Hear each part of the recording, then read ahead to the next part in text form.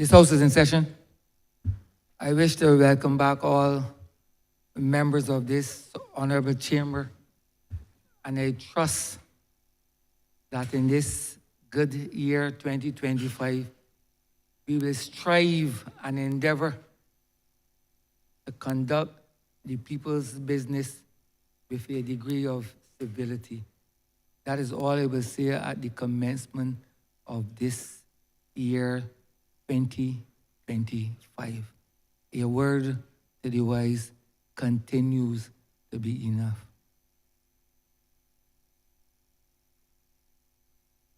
Minutes of the meeting held on Tuesday, 17th December 2024 to be deferred. Honourable Leader of Government Business. Mr. Speaker, I beg to move that the aforesaid minutes be deferred. That the aforementioned minutes be deferred. All those honourable members in favour, please say aye. Those against, please say no. We think the ayes have it. The aforementioned minutes are hereby deferred. Announcements by Your Honour the Speaker. Messages from Her Excellency the President. Petitions and papers. Honourable Leader of Government Business.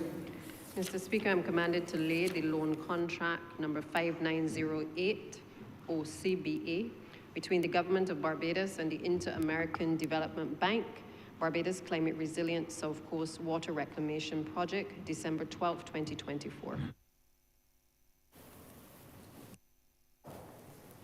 Government notices, private members' notices, notices of questions, reports from select committees. Honourable Member St. George North.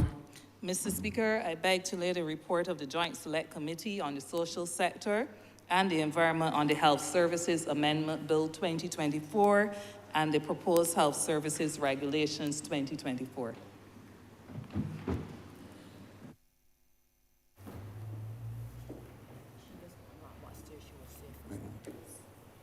First readings of bills.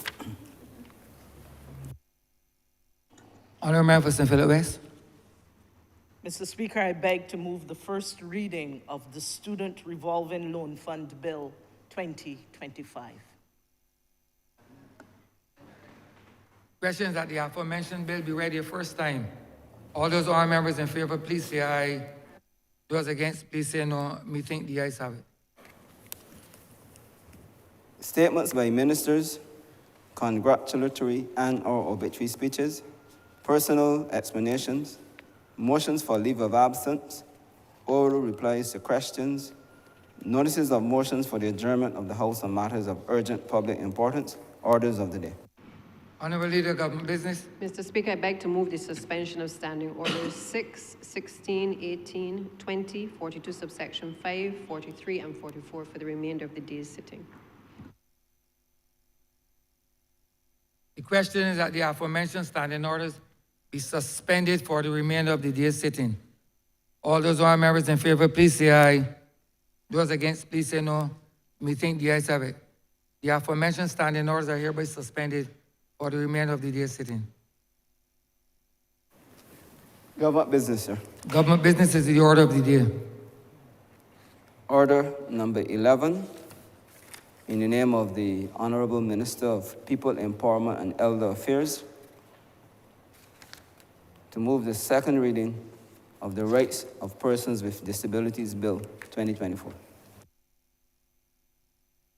Honourable Member St. Michael South.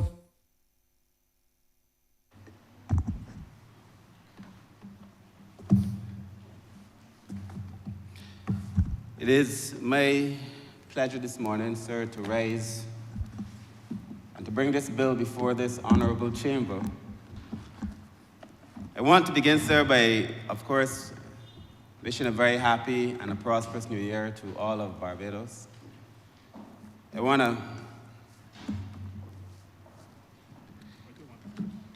to thank all the members of staff of the Ministry of People Empowerment and Elder Affairs who would have done tremendous work over the course of the last year, which would have been reflected, sir, in a number of pieces of legislation and policy and administrative adjustments that we would have made, sir. I also feel specially moved, I hope it is proper to do so, to say it is great to see you, sir, resume your position in that chair, notwithstanding the excellent role played by the member for St. Thomas. It is really good to see you. I beg your special indulgence, sir, and permit me to welcome, with your permission, of course, the number of persons from the community of persons with disabilities in their individual capacity, as well as in the capacity of representatives of a number of organizations that support persons with disabilities. I do believe the number of persons that are here is testimony to the commitment and the relationship between the government and the community of persons with disabilities. So I commend their work. I commend their ethic, their attitude, sir, their support on this bill to all of Barbados. It has been my privilege to work with you all during the course of the last year or two to be able to bring us to a point where we now have the most transformative bill in the entire Caribbean region that looks forward, sir, and promotes the rights of persons with disabilities.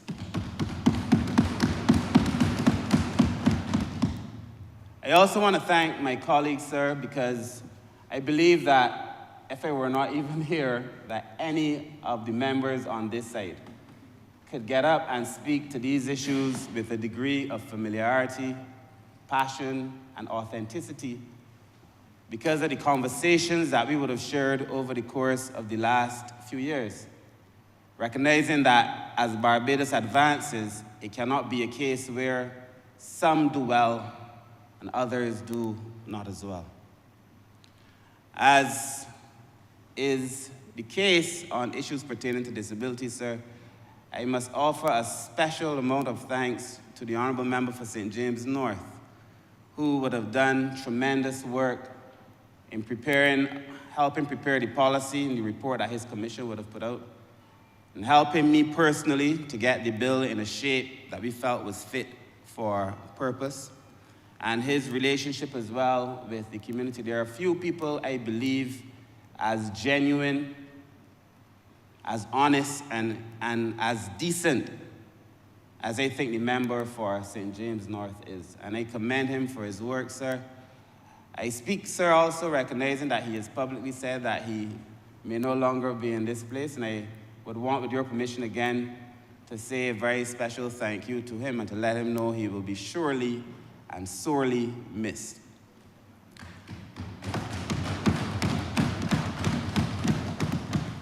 I also want to thank, Mr. Speaker, the member for St. Thomas, who was Minister of People Empowerment before I had the opportunity to be the minister, and who would have started a lot of this work, sir. And during the course of my presentation, I hope to make it clear to Barbados that, first of all, we have a plan, and that we're executing that plan, and that we are deliberate in our efforts to be able to improve the lives of the most vulnerable, whether it be persons with disabilities, whether it be the elderly, children, persons, sir, who are not as socially and economically enfranchised as we would want them to be. On this particular bill, Mr. Speaker, sir, we also must thank the Law Reform Commission for the work that they would have done in helping us to get to this place, sir. In the whole set of tools available to a government, I believe that this has been such an amazing addition to the artillery in terms of the production of legislation. And we would have worked very closely with the Law Reform Commission on this bill and on the bill for the elderly, and took consultations on the bill for children. And I want also to commend them for that work, sir, because we could not be here without them. And then lastly, but surely not least of all, I have to thank the Chief Parliamentary Counsel and her team. Sir, I cannot tell you the amount of times on short notice I was able to bounce ideas off of the CPC, to have her return my calls and my messages, sir. Driving work, sir, at a rate that some would find perhaps intolerable in February. We were driving it in January, early December, just before Christmas, just to be able to find ourselves in a position, sir, where we could produce something that the whole of Barbados could feel proud. I want to thank the CPC, I want to thank her team, I want to thank the AG, sir, because on a number of these bills that we would be producing, sir, there is no one ministry, that can do any of this work on its own. I really want to thank all of those who took a role in helping us to be able to do that, sir. If there's anyone else that I missed, of course, sir, I want to thank them too. Because I believe we got here through consultation, through relationships, sir, and by valuing our partners and our partnerships, sir. Mr. Speaker, sir, I want today to share very briefly. I think that we have spoken on disabilities before. I believe that the public is well aware of the issues that we are dealing with. But I have today, sir, a desire to share with the country the vision for the social services sector. And I feel that I must do so, sir, within the context of this debate, because critical to the work that we are going to be doing in that reform of the social services sector is the work that we're doing for persons with disabilities, sir. As it is the work that we're doing for children, the amalgamation, and so on. And we would have brought a policy here, sir, I think I led it on Tuesday, the 29th of October. We brought a policy here, sir. That policy articulated a vision as to where we ought to be going. During the course of that discussion, sir, I made it clear that it was my intention to be able to lay the bill for persons with disabilities before the end of the calendar year, and we were able to do so. When we first began, sir, as a parliamentary team, we would go through our manifesto and say, promise made, promise kept. This was a promise made, sir, and a promise that was kept.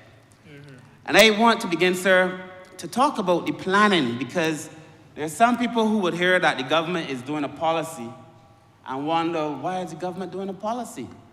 Why is it that the ministry worked on a policy for elderly, we're working on one for children? Why have a policy for disabilities, sir? But it is said that planning without action is a daydream. But action without planning is a nightmare, because you're here, there, and yonder. How do you gauge your impact? How do you gauge whether you are hitting your targets or not? How do you gauge whether you are making a meaningful change in the lives of the people that you have been asked, sir, to intervene in their lives, sir? So in a way, that policy gave us signposts. It gave us direction and allowed us, sir, to shed light on what I believe has been a very dark, long period for persons with disabilities in this country, sir. And I do not wish to have a political discussion on this matter, only because, sir, this matter has no bearing whatsoever on politics, except to say, sir, that those of us who occupy this place on both sides have made some efforts, sir, to improve the lives of persons with disabilities. It is interesting to note that it was the Labour Party that signed in 2007 the Convention on the Rights of Persons with Disabilities, and another government in 2013 ratified it. Such has been the approach taken on these social matters, sir, and I hope that long may it continue. But in this vein, sir, as it speaks to persons with disabilities, sir, I do not think that any of us should come to pat ourselves on the back or some idle boast, sir. The fact that we are laying legislation, and that in this legislation it commits several ministries to be able to do certain things, sir, to advance the lives of persons with disabilities, means that it should galvanize our resolve as a government to deliver each of us on behalf of the persons with disabilities. It means, in practical terms, that as we go through these estimates over the course of the next few weeks, that we include in our estimates the financial resources to be able to make real the promises that we are making, sir, in this legislation. We must galvanize our resolve to do better. That is the nature, sir, of the legislation that is before this House, sir. It is the nature of the way that we must approach this debate, sir, and implementation, evaluation, and monitoring must become the hallmark of the way we do business. We cannot say we're going to do these things, sir, and leave them to chance. I also, sir, introduced during the course of the last estimates the concept of inclusive prosperity. And I shared during the debate, sir, during the estimates debate and during my time in the well, that the idea of inclusive prosperity means that as a country prospers, that those who are benefiting from that prosperity, sir, must be everyone. And that there must be, at times, deliberate, practical policies that are constructed in a way that allows us to give some benefit to persons who traditionally haven't benefited from the prosperity of a country. Inclusive prosperity. And therefore, sir, when I think about the fact that the government has done very well in managing its economic affairs, sir, as a country, and that we consider that over the last few years, sir, when we look at the social policies coming from this government, because there is a tendency to believe, sir, that you cannot do well on the economic front, sir, and still be doing effective social policies. But I saw effective social policies, sir, in my ministry, coming from the Ministry of Youth, coming from the Ministry of Education, coming from the Ministry of Health, coming from the AG's office in relation to the work doing on crime prevention, and so on, sir. Coming from the Ministry of Labor. When I look, sir, at government's overall portfolio of performance, sir, I would argue that there has not been as much advance in the social policy arena as there has been, sir, in the last 6 years, sir, perhaps from any government. Sure. And the reason that people may not be able to see it, sir, because, you know, there was a time when there were things that had to be done that were very obvious in the social policy space. There were things that were very obvious. We were able to deliver on those things, sir. People were able to get uniforms. People were able to go to certain schools, and so on. But social policy and its requirements, to a certain extent, we've been able to manage some of those things. We must continue to do those things, but there are other things that we must also be able to do. And when I look at the work coming from this government, I am pleased, sir, with the social policy performance. But I also, sir, would wish to advise that we cannot, again, be idle in our boast. We cannot drop the ball. There is a view, sir, held in the literature on social development, sir, that you must be able to harmonize effectively your social programming and your economic policies, your economic growth. So that if you are able to do this, have a deliberate, pragmatic, practical, sir, from the outset, conversation around being able to have social development policies, sir, that benefit all who need to benefit the most. I would argue, sir, and in fact, sir, in the presence of the persons, sir, who represent the community of persons with disabilities, sir, some I would wish to call by name, but I know we're not allowed to do that because, sir, these are persons. These are people with lives, with wives, some with, serious relationships and regular lives.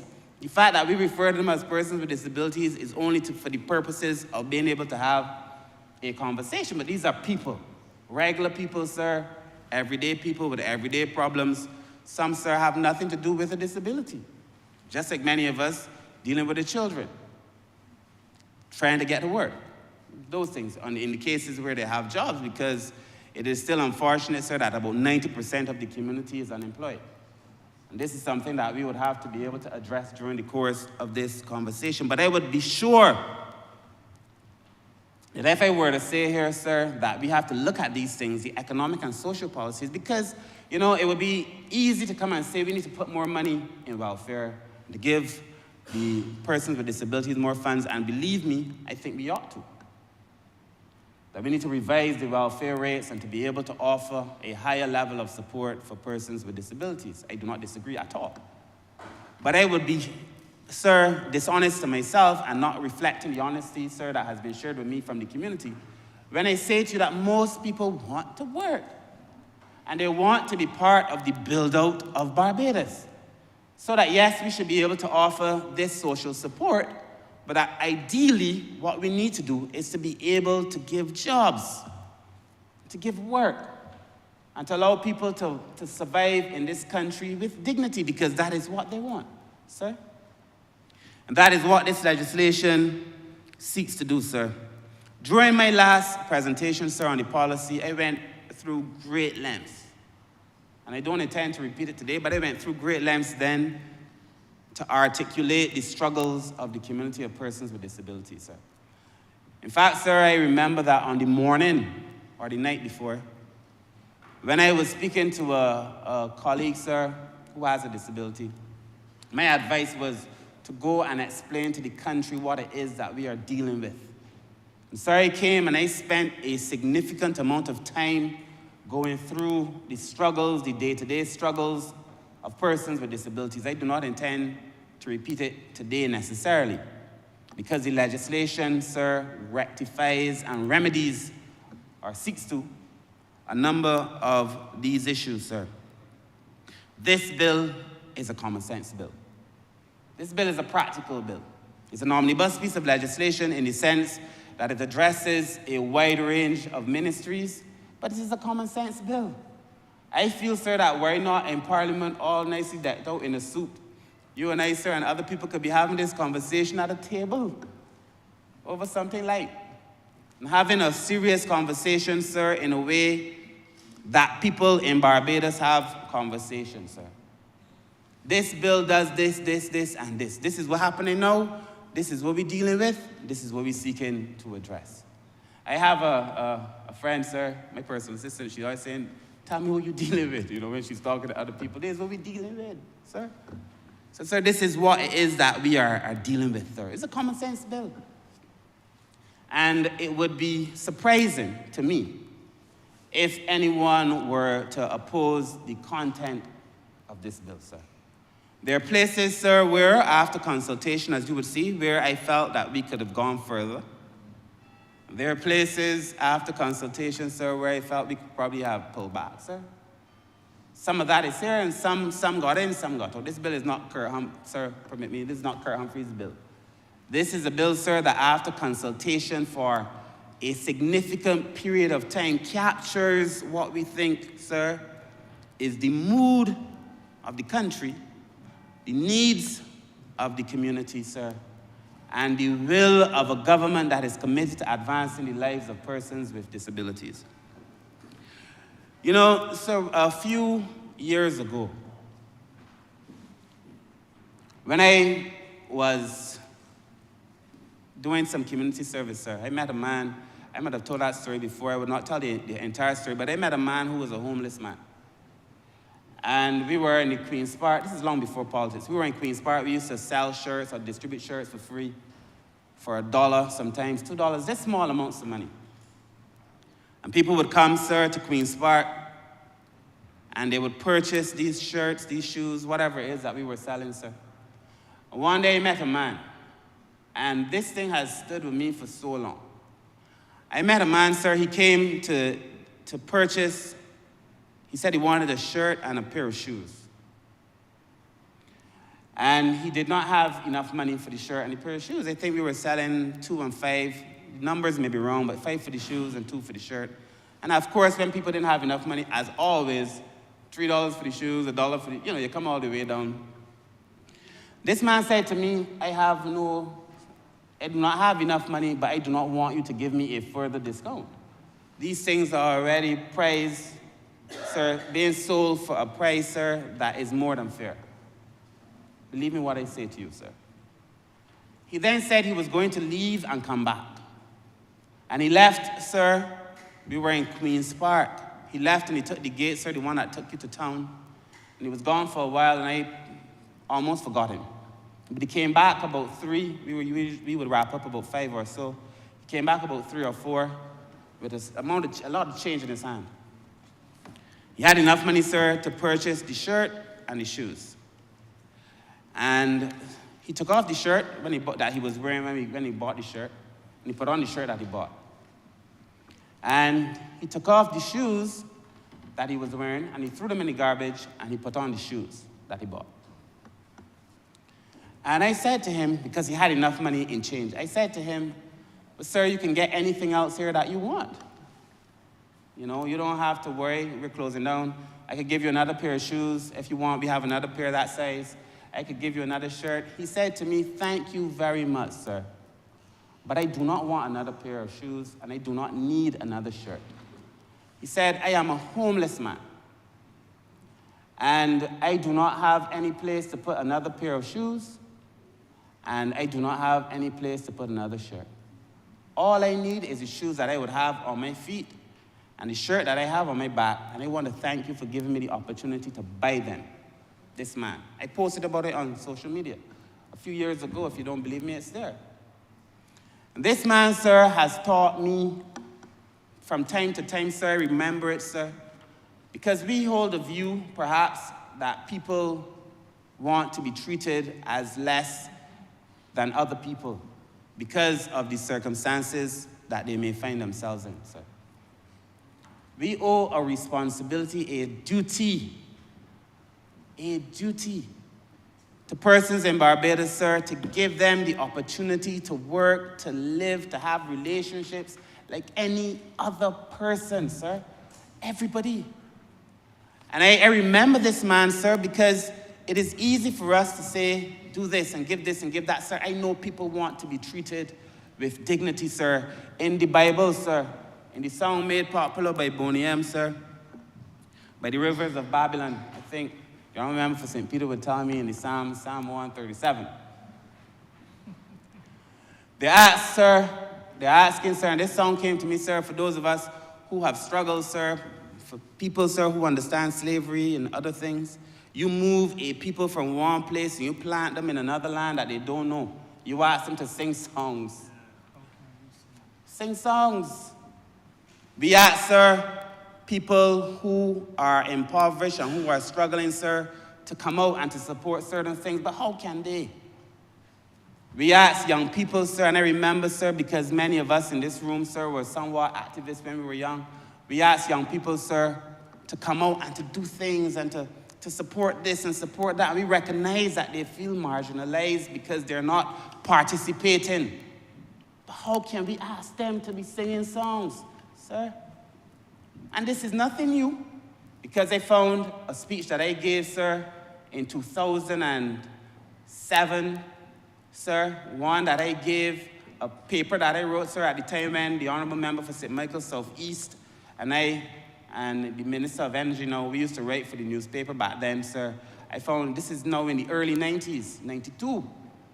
Articles that we were writing, sir. I remember the article written by the Honourable Member for St. Michael Southeast, the Deputy Prime Minister, the children that Santa forgot, sir. And that was about 1992. So this conversation is not a new one. But we ask people, sir, who feel disenfranchised and marginalized to come out and to support. So how do we ask the community of persons with disabilities to feel like Barbados belongs to them when for the most part they have not benefited neither from the promise of Barbados nor the performance that Barbados has shown over the last few years, sir? How can we ask them to be singing songs? And I know, sir, that during the course of the last few years, we have now taken on the responsibility for making sure that persons with disabilities feel as if Barbados belongs to them because Barbados belongs to them, sir.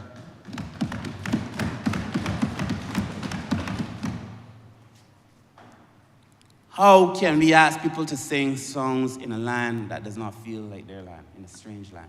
And our job, sir, is to make sure that this land feels less strange for the poor, for the elderly for children, many of whom, sir, are neglected and abused, for young people, for all, sir, who are in a vulnerable state, sir. That is why we are here. That is why we are here, sir. And I do not often, sir, I try my best not to find myself embroiled in political conversations, sir, because people got to live whether this government is in power or whether another government is in power. People have to live.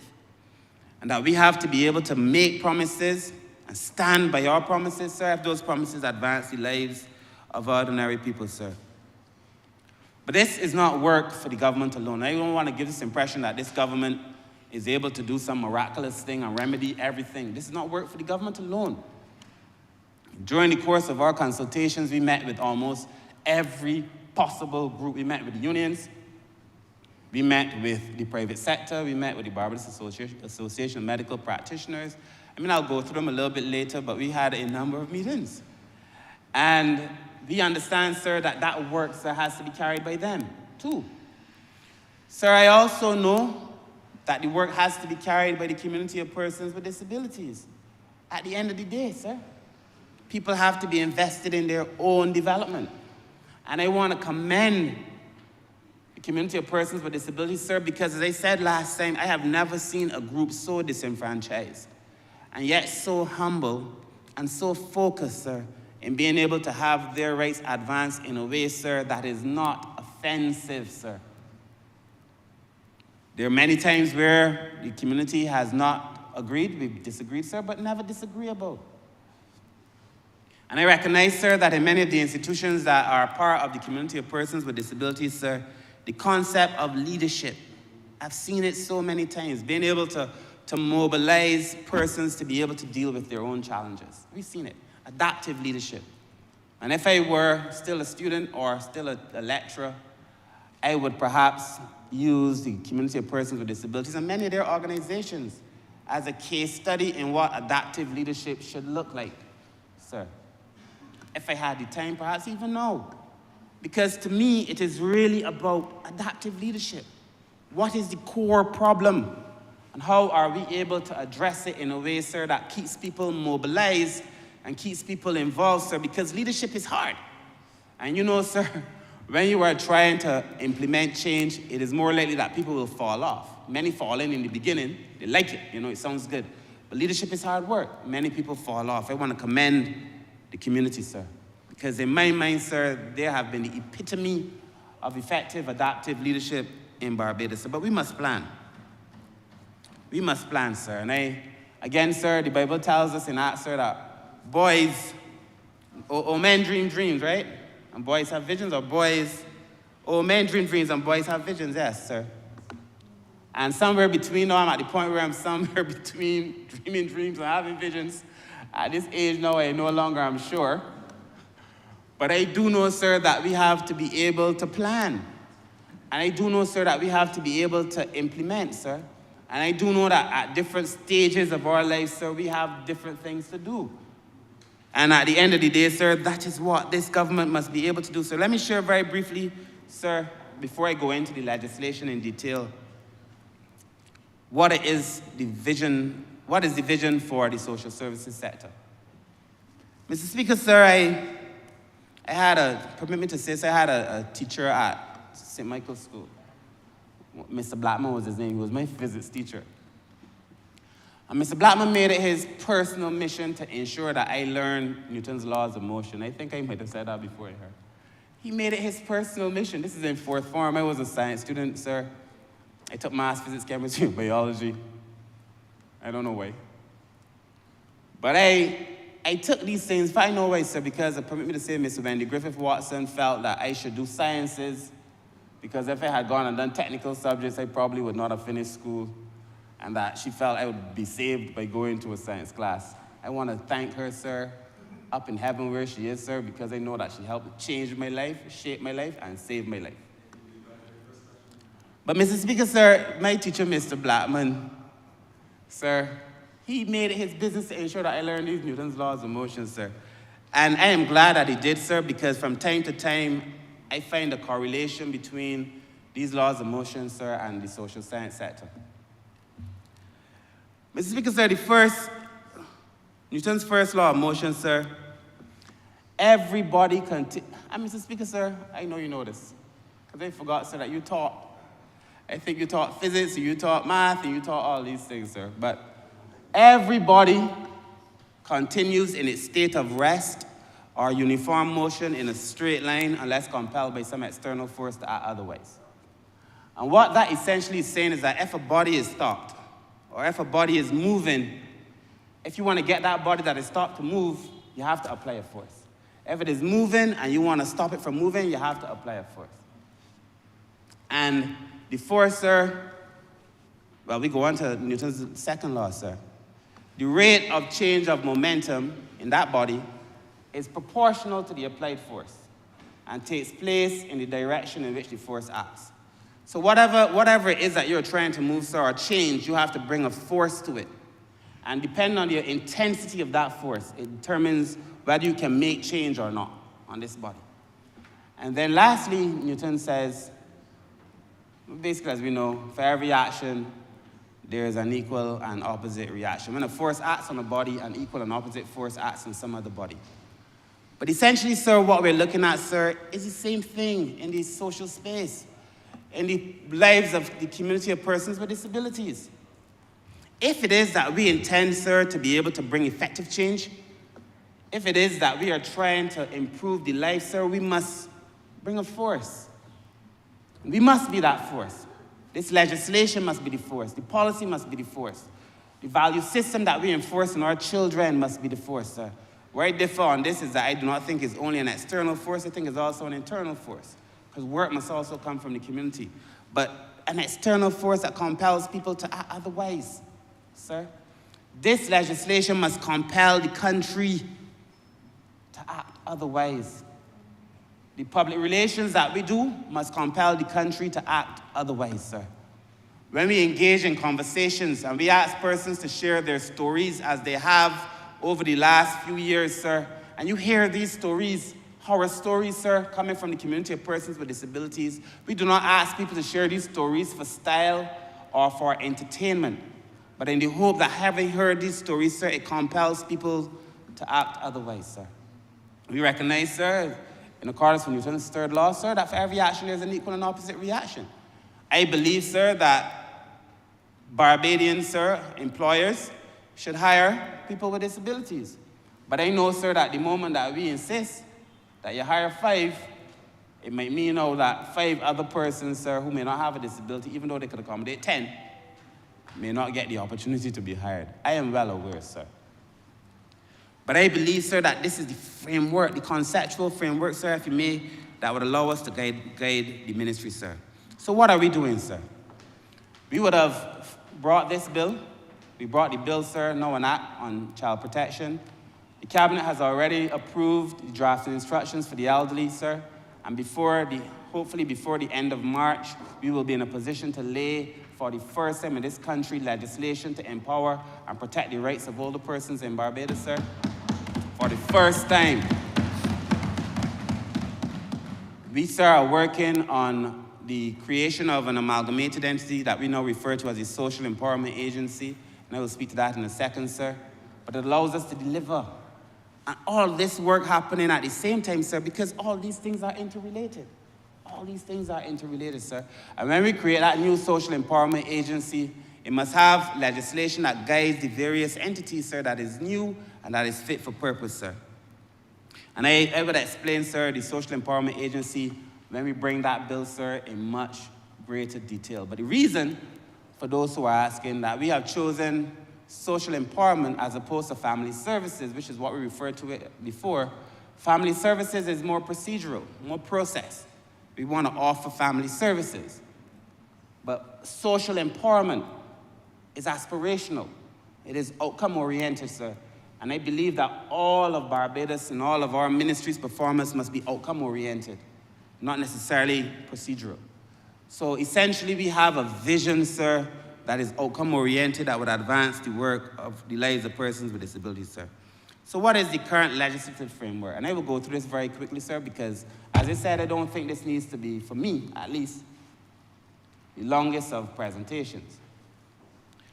But the current framework, sir, in Barbados, sir, that guides the lives of persons with disability, the National Assistance Act 1969, sir, the National Insurance and Social Security Act, Cap 47, the Health Services Act, the National Assistance Act of 1946, the Offences Act, sir, against the persons, and the Emergency Management Act. Those are primarily what we refer to, sir. And none of those bills, sir, none of those pieces of legislation are recent. Again, sir, I feel that a lot of the social services sector legislation is so old. It is so old. And the fact that we have been relying on a lot of it, sir, over the last few years, sir, while our organizations have changed. If you go and you look at the work that the NDU is doing today, it is not the National Disabilities Unit. It is not the same work that the National Disabilities Unit was doing when it was created. When you look at the work, for sure, of the National Assistance Board and what they do for older persons today, it is not the work that they were asked to do when that organization was created. And the same thing, sir, with children. And so we must modernize our legislation to have legislation that is fit for purpose. You know, I recall, sir, when I was debating children, I told the country that the legislation, in some cases, that guided our work with children was from 1904. 120 years, sir. Well, 121 now, sir.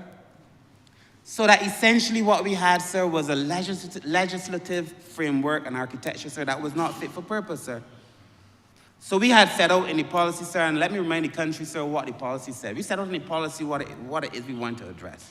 We said, sir, there were issues of accessibility.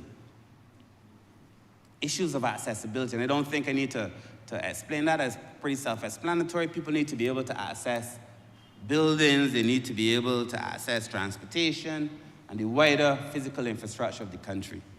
We spoke, sir, of an adequate standard of living and social protection. We determined that we needed to have awareness building as part of the work of the Social Empowerment Agency. We spoke also of education, training, and lifelong learning, sir, because education, sir, at the end of the day, for all of us, has been the reason that most of us have been able to stand here. That's the truth. Most of us, sir, born into regular circumstances in Barbados, sir, would not be in this place if it were not for education. And some of us, sir, had our education later, and some of us, sir, would have had the opportunity to train, whether it would be informal training, sir, and so on. Many of us, sir, because we were able to be given the chance at education, sir, and there's no justification on this God's beautiful green earth why persons with disabilities should not have the same opportunity, sir. And I know when the member for St. Philip West speaks, she will speak to the number of things under her leadership that the Ministry of Education is doing, as well as the member for St. James South. Mr. Speaker, sir, we spoke about health and rehabilitation. We spoke of legal recognition and access to justice, participation in society. Some of these things, sir, people might be listening and saying, well, you got to go in Parliament and say people should be allowed to participate in society. Well, if it weren't a problem, it wouldn't be here. If it weren't the case that persons weren't allowed to participate in society, sir, it wouldn't be here. And I said last time that the reason that people are not being able to participate in society is not any shortcoming on behalf of the people with disabilities, sir. It is the country. It is our infrastructure. It is our mindset, sir. And there are things in this bill, as I go through the bill, sir, that you will see, sir, that we meant to address some things, sir, that we brought in to this conversation, sir, because the country, in some ways, it has to change, sir. We also address protection of rights to life, regional and international cooperation. We know we need better statistics, sir. We know we need better statistics and data collection, sir, all over the government, particularly, sir, as it comes to persons with disabilities. And I am very thankful that since we announced the changes made by the Honourable Prime Minister, sir, and through the Minister in the Ministry of Finance, in relation to the extension of benefits to categories, sir, we saw a significant increase in the number of persons who came forward to be registered. And I recognize, sir, that the truth is many people probably felt, why should I come forward? Well, there's nothing in the deal for me. Why should I come forward? And now, sir, that we are making sure that we can make life better by knowing who you are. Sir, we are seeing an increase in the number of persons who are coming forward to be registered at the NDU, and certainly, sir, the number of persons who are coming forward to be registered at the NISSS, so that they could benefit, sir. And that has been a significant change, sir. It has made life a lot better, sir, for the number of persons in this country, sir. And I do believe, sir, that I believe any member for St. James North speaks, but the Prime Minister made it clear that what we attempted to do in the legislation that extended those categories, sir, to include cerebral palsy, Down syndrome, multiple sclerosis, and autism, what we meant to do, sir, was for any child who could not function, or any person who could not function beyond those categories, it was the intention of the government to offer resources to all of those categories, plus any other child or person who could not function, whose disability made it so that they would never be able to work and to earn and to function. And I do believe that we're going to be making an amendment at some point to allow us to implement what the Prime Minister meant when she said that we were going to expand for these categories, sir. so that there will be an even wider range of categories who can benefit from the funds, sir, that will be offered through the NIS, sir. And this, so beyond the legislation, we're putting our money literally where our mouth is, in the sense that we're making sure that people have the capacity, sir, to be able to get a dollar, sir. Those people who will never be able to function. I've said to the welfare department on more than one occasion, there's a process where after a few months, because of the computer system, and we're changing the system, where after a few months, people, and not most of my colleagues know it because they call me all the time, where after a few months, a person may fall off the system. And they fall off the system because there's supposed to be, after 6 months or so, a review. So it pops up to allow them to know that the person has to be reviewed. And in the case where the review is not done, sometimes accidentally people may drop off. We had to change the system. But that should never apply. That must not apply to persons who have disabilities, sir, that we know their circumstances are not going to change. We know this. And so in the new system that we're building out, sir, we're seeking to correct a lot of these deficiencies, sir, because it is unfair and unfortunate that we've lost, sir, a number of persons' capacity to be able to eat because of a computer system. Therefore, sir, we must correct the computer system. In cases where that has happened, we've made it very clear, just open up. Just go in and do the thing, no? If we were in the meeting, I'd say, just go and help the people in the man, sir. Because at the end of the day, sir, that is essentially what we were able to do, what we came to do, sir. And there are a number of challenges, sir. As I said before, I'm not going to go through them because we've gone through them. But essentially, sir, I believe my colleagues will go through again some of them because the country really needs to be reminded, but primarily in relation to discrimination and exploitation and the inability to earn and to live and to earn and to eat in this country, sir. Barbados, sir, like most other countries in CARICOM, has a percentage of persons with disabilities. Around the world, sir, I think it's about 15 to 20%. There's no reason to believe that Barbados has less than the 15 to 20% of persons with disabilities. I hope that we have more accurate information over the next few years as people come forward and register, sir, so that we have a better picture, sir, of who has a disability. And I also hope, sir, that when we do surveys or when the census is done, that people are honest about who's in the household. Is there someone with a disability in this household? Yes or no? Person probably will say no. Or if they say yes, what is the nature of the disability? Is it blindness? Is it the inability to hear? So that we have these statistics, sir. At the end of the day, sir, regrettably, notwithstanding all that I have said, the unemployment for persons with disabilities is ridiculously high. It is absurd, sir. And I know, and I remember, sir, the conversations that we have with the private sector, which I'll probably go into later, but I know, sir, that at the end of the day, sir, if you ask a man to come for a job, and you say to yourself, sir, because you're giving yourself now a little pass, you say to yourself, I will hire this person with a disability, I don't have a problem with him, but this person must have 10 CSCs, a degree with a distinction, and 2 masters. And as long as he has these things like anybody else, this person will get the job. When we know full well that the system as it's currently constructed is not likely, it has on occasion, but it is not likely to produce that. So we perpetuate a discrimination, sir. We believe that the country, sir, the employers must make a deliberate attempt to hire persons with disabilities. I also believe, sir, that through transportation, as we have started doing, education, as we've been doing, health, we have to be able to make sure that a person, sir, who has a disability is healthy enough to be in school. Because if you're missing school, you can't learn. And if it is that it's a problem related to health, and that has to be addressed, then we have to address the problem. We have to fix these problems at the core, sir. And when I go through the legislation, you will see, sir, that there are a number of things that we fix at the core, sir. We had about 75 meetings over the course of the policy and the legislation, about 75. This is perhaps the widest range of consultation on any bill in the history of Barbados. That means 75 meetings and a back and forth, changing bits and pieces, taking on some, leaving out some, sir.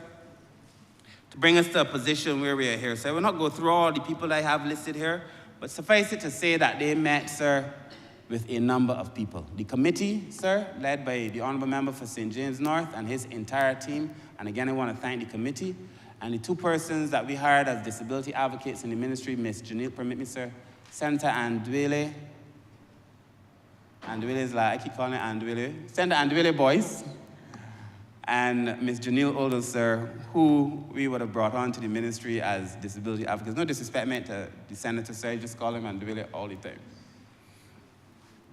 And again, sir, continuing the meeting, I've seen them, sir, on Morning Barbados, hearing them on the radio, seeing them in the newspaper, just trying to get the message out. So I want to commend these two young disability advocates for an outstanding job that they have done in the ministry on behalf of persons with disabilities, sir. I commend them to this parliament. So, Mr. Speaker, sir, allow me to go through the legislation. And I will do this relatively quickly. I believe, sir, that we have established why the legislation is necessary. I believe, sir, that we've established a vision for the country and where we want the country to go and what inclusive prosperity must look like. This cannot be an elusive idea, a never-ending plan, sir. So in this bill, sir, we've set out, sir, a number of things that would allow us to rectify some of the things, sir, that you will hear during the course of this debate, Mr. Speaker, sir.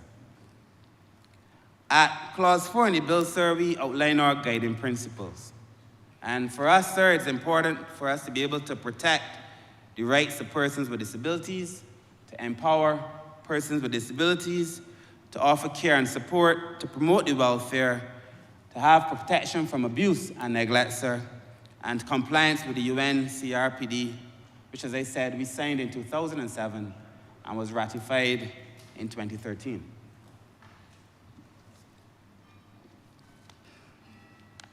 In Clause 5, sir, the admin provisions relating to the Social Empowerment Agency are listed, sir. There are so many.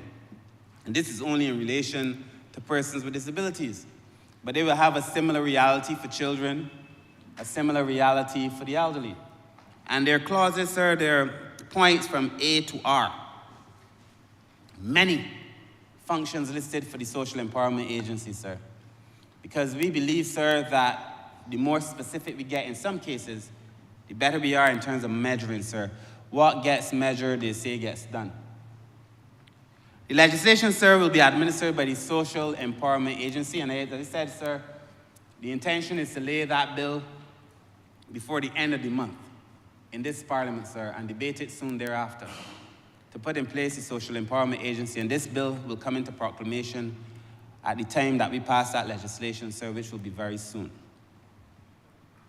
It offers, this Social Empowerment Agency, sir, would allow us to provide adaptations where necessary and modifications where necessary, sir, to speak to a number of things, sir, motor vehicles, and a number of things, sir, in the day-to-day life of ordinary people, sir. The Social Empowerment Agency is also, as it is now currently constructed, to have offices all over Barbados. The point we made, sir, was that a person should, first of all, nobody should know what you're going to the agency for. If you leave to go to the National Disabilities Unit, people assume that you're going for something with disability. If you leave to go to the Child Care Board, people assume it's something to do with children and abuse and different things and so on. The NAB, no, the same thing. People just assume it's something. Nobody should know. When you walk into that agency, the agency should be offering such a wide range of services, nobody knows. So your confidentiality is protected from the start. That's the first thing. The other thing, sir, is that it is our intention that once you walk in, sir, you get a holistic and total service. So that you walk into the agency, sir, and you may be a person with a disability inquiring about something related to disabilities, or you may not be. But if you walk in, the officers in that agency are now charged to do a full investigation, to look at all of the various components in the family. Are there elderly people in the house? What is the state of the house? Are there children in the house? And so on. So that you offer a comprehensive, holistic intervention, sir. That is the intention behind the Social Empowerment Agency. At Clause 6, sir, we speak to complaints, sir, and the complaint mechanism. The agency, sir, is authorized to receive and investigate complaints, sir. related to the violations of this legislation, so that you now have an agency, sir, that is going to be looking out specifically on behalf of the interests of persons with disabilities, sir. And in the cases, sir, there may be some cases that we've established a tribunal where they have to go to the tribunal for further consultation, sir. Clause 7 allows the investigation by the department as well as by the tribunal. At Clause 10, sir, and I'm going through some of these, sir, because I believe it is important that people understand that this is not a this is not a piece of legislation. This is a serious bill, sir. At Clause 10, sir, it invites individuals with disabilities to register, sir, and I've already asked persons with disabilities to register, but it commands the organization. So, you know, every now and then you hear a new organization pop up for disabilities or for children or a community organization or whatever. But it's to protect people, sir. We ask you to register so that we can see your legitimacy. Clause 12, sir, gives a fine of $1,000 to a person who registers as a person with a disability, but is not a person with a disability, but is doing so with dishonest or perhaps nefarious intent. So once we know that you're faking moves, as they say, sir, there is a fine of $1,000. The Disabilities Rights Tribunal is established, sir, and discussed between clauses 13 to 20. It allows them, as I said, to deliberate, sir, on the complaints referred to by the Social Empowerment Agency. People have asked me if I call it C, SEA, or if I call it C, or if I call it SEA, whether it is an initialism or an acronym. So call it what you may, SEA or C. C of change, C of hope. At the end of the day, that is what we're doing on behalf of the most vulnerable, sir. The membership of the tribunal consists of a chairperson who must be an attorney at law, sir. A deputy chairperson with experience in social protection, thank you. One additional member who is either a person with a disability or a representative of an organization of persons with disabilities, sir. And it allows the tribunal to call meetings, summon people to those meetings, sir, to examine witnesses and so on. Because at the end of the day, sir, many persons with disabilities would tell you that they feel they are not seen and they feel that they are not heard. And, sir, we are seeking to be able to address those issues, sir. At clause 21 to 26, sir, we look at the rights of persons with disabilities. We go through the legislation, sir. We make provisions for the protection from victimization of persons with disabilities and provide for a penalty not exceeding $50,000. As is the case with most of the legislation by this government, sir, we have not sought to put jail terms onto some of these acts, sir, because we do not believe that we should put persons in jail for these things, but at the end of the day, the fines are substantial enough and the will of the government substantial enough to ensure that what we put here in the legislation is followed, sir.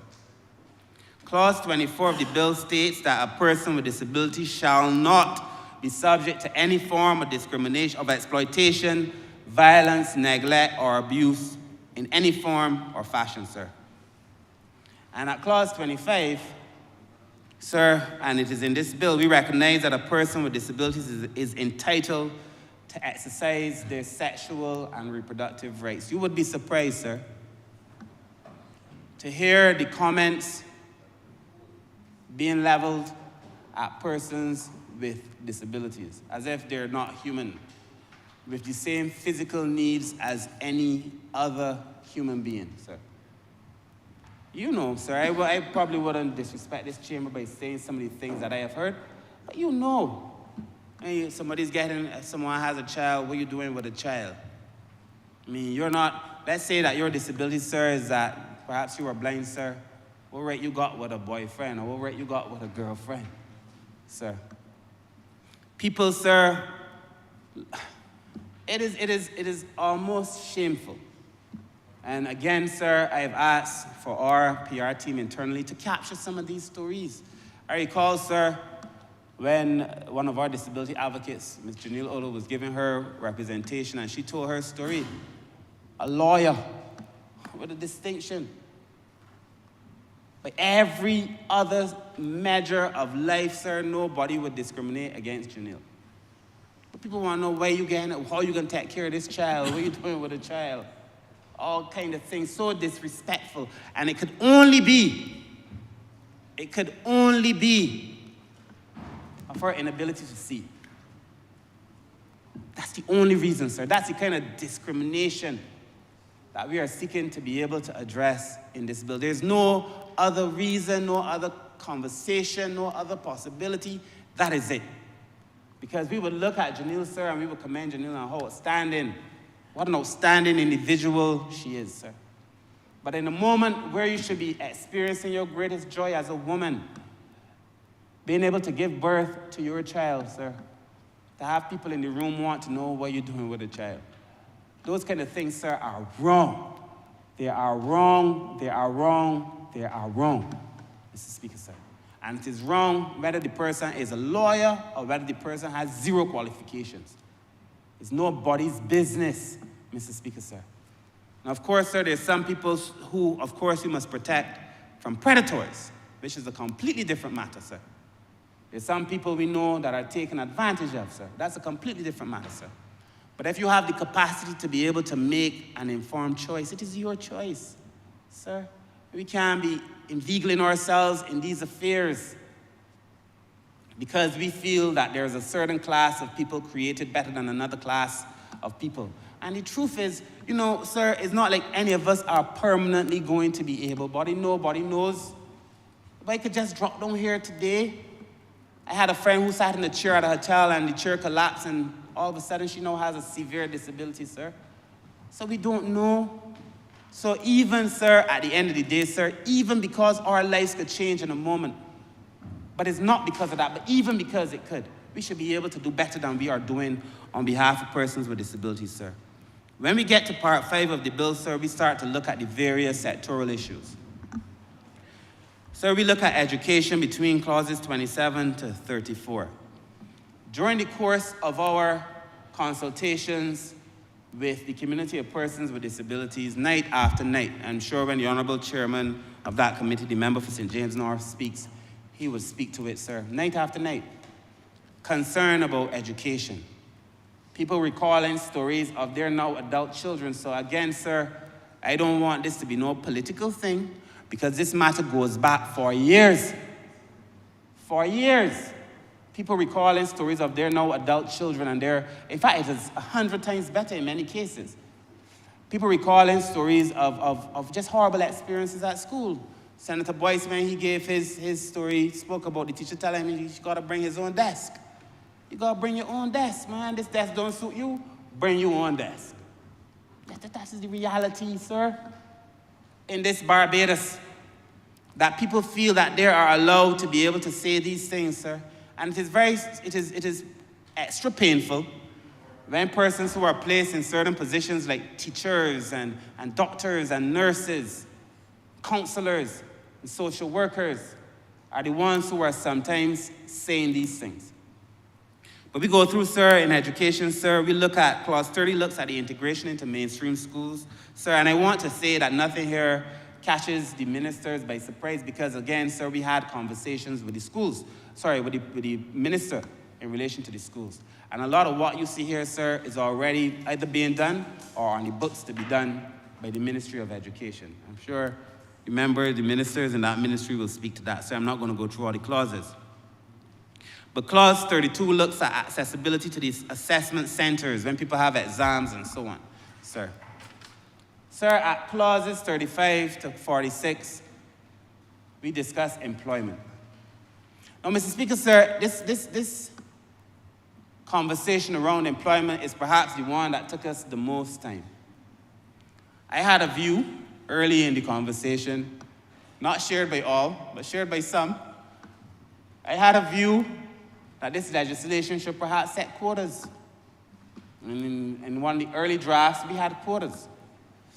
X amount of persons in your employ, you need to hire X amount of people with disabilities. There are other countries in the world that have set quotas. In fact, sir, we had a meeting with the Chinese ambassador as she was leaving, and she brought a representative, and again, the community of persons with disabilities came, and they told us that they have quotas, but the truth is that they never meet the quotas. There are other countries that have quotas. Quotas come with them inherent with some inherent concerns and constraints. When I attended a lecture at the university, sir, I think it was hosted by the Council for the Disabled, I may be wrong, but there was a lady from Canada who was a specialist in that field, sir. She too was against quotas. My view, sir, having had the conversations again with the private sector, my view was that perhaps, okay, let's reflect on these quotas. And I'm telling you, sir, there are things in this bill that got in that I personally necessarily would not have in, and there are things that came out that I wanted in. But at first, I really wanted quotas because I feel, based on the evidence of what I've seen, that people perhaps would not hire unless they're forced to hire. But I also know now the danger, sir, of making legislation in relation to who heads organizations now. But I know the person who heads the organizations now, the private sector organizations, are very much inclined to help people with disabilities. I know that for a fact.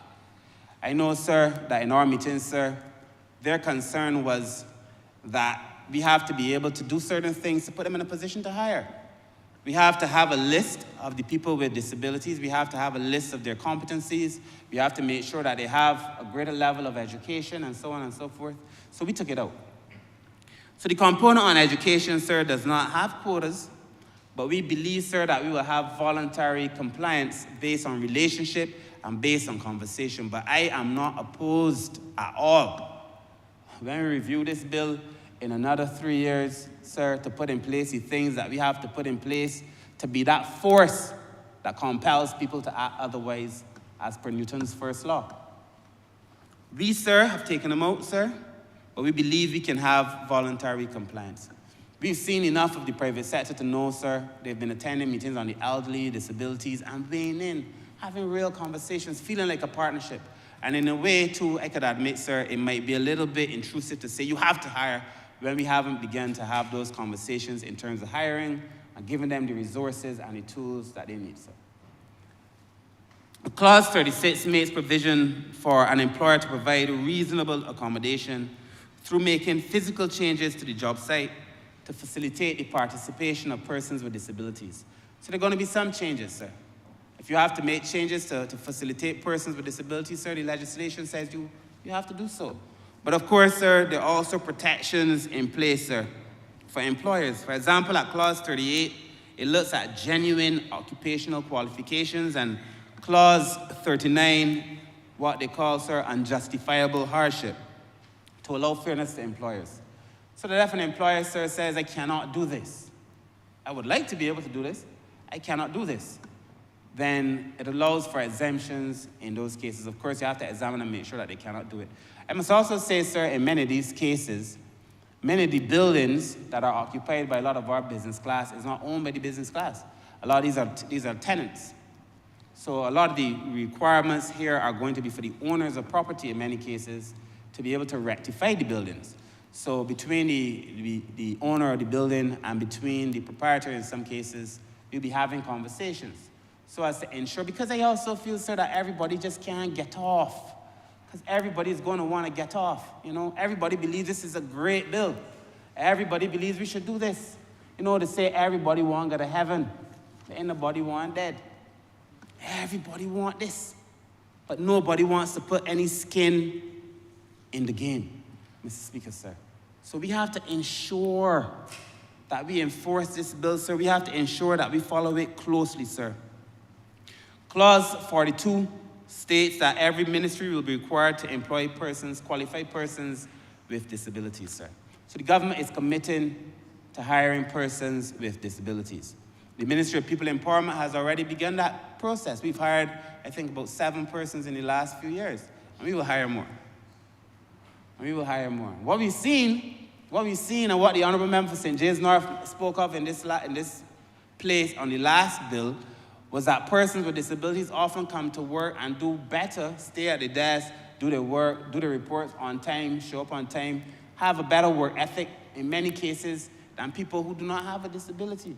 So while you may not hire because you feel you're getting less in the deal, you should hire because you're getting more oftentimes than you bargained for. And I leave that with the private sector, sir, as I move on.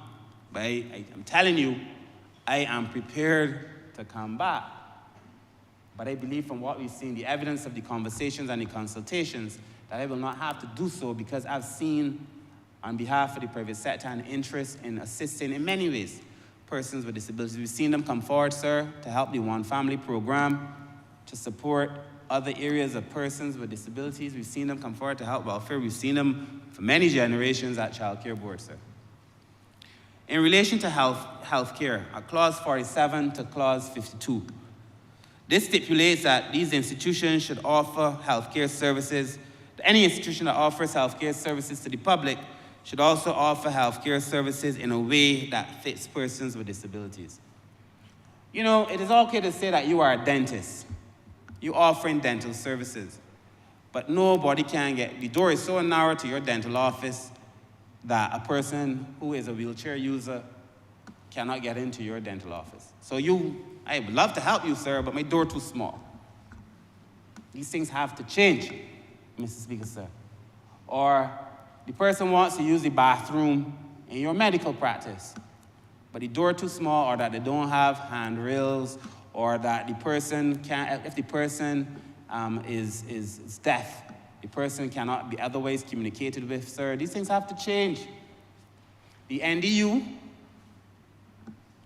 in conversations, I know the NDU is working on a project, sir, to have people on call, sir, so that they can help communicate in cases where it is difficult. And they need to do it with urgency. Because these things are necessary, sir. On the government, sir, we have to do things to make it easier for people who are running businesses, sir. Because we want it to be a case where people want to do these things. We want people to want to live, people to want to help, sir.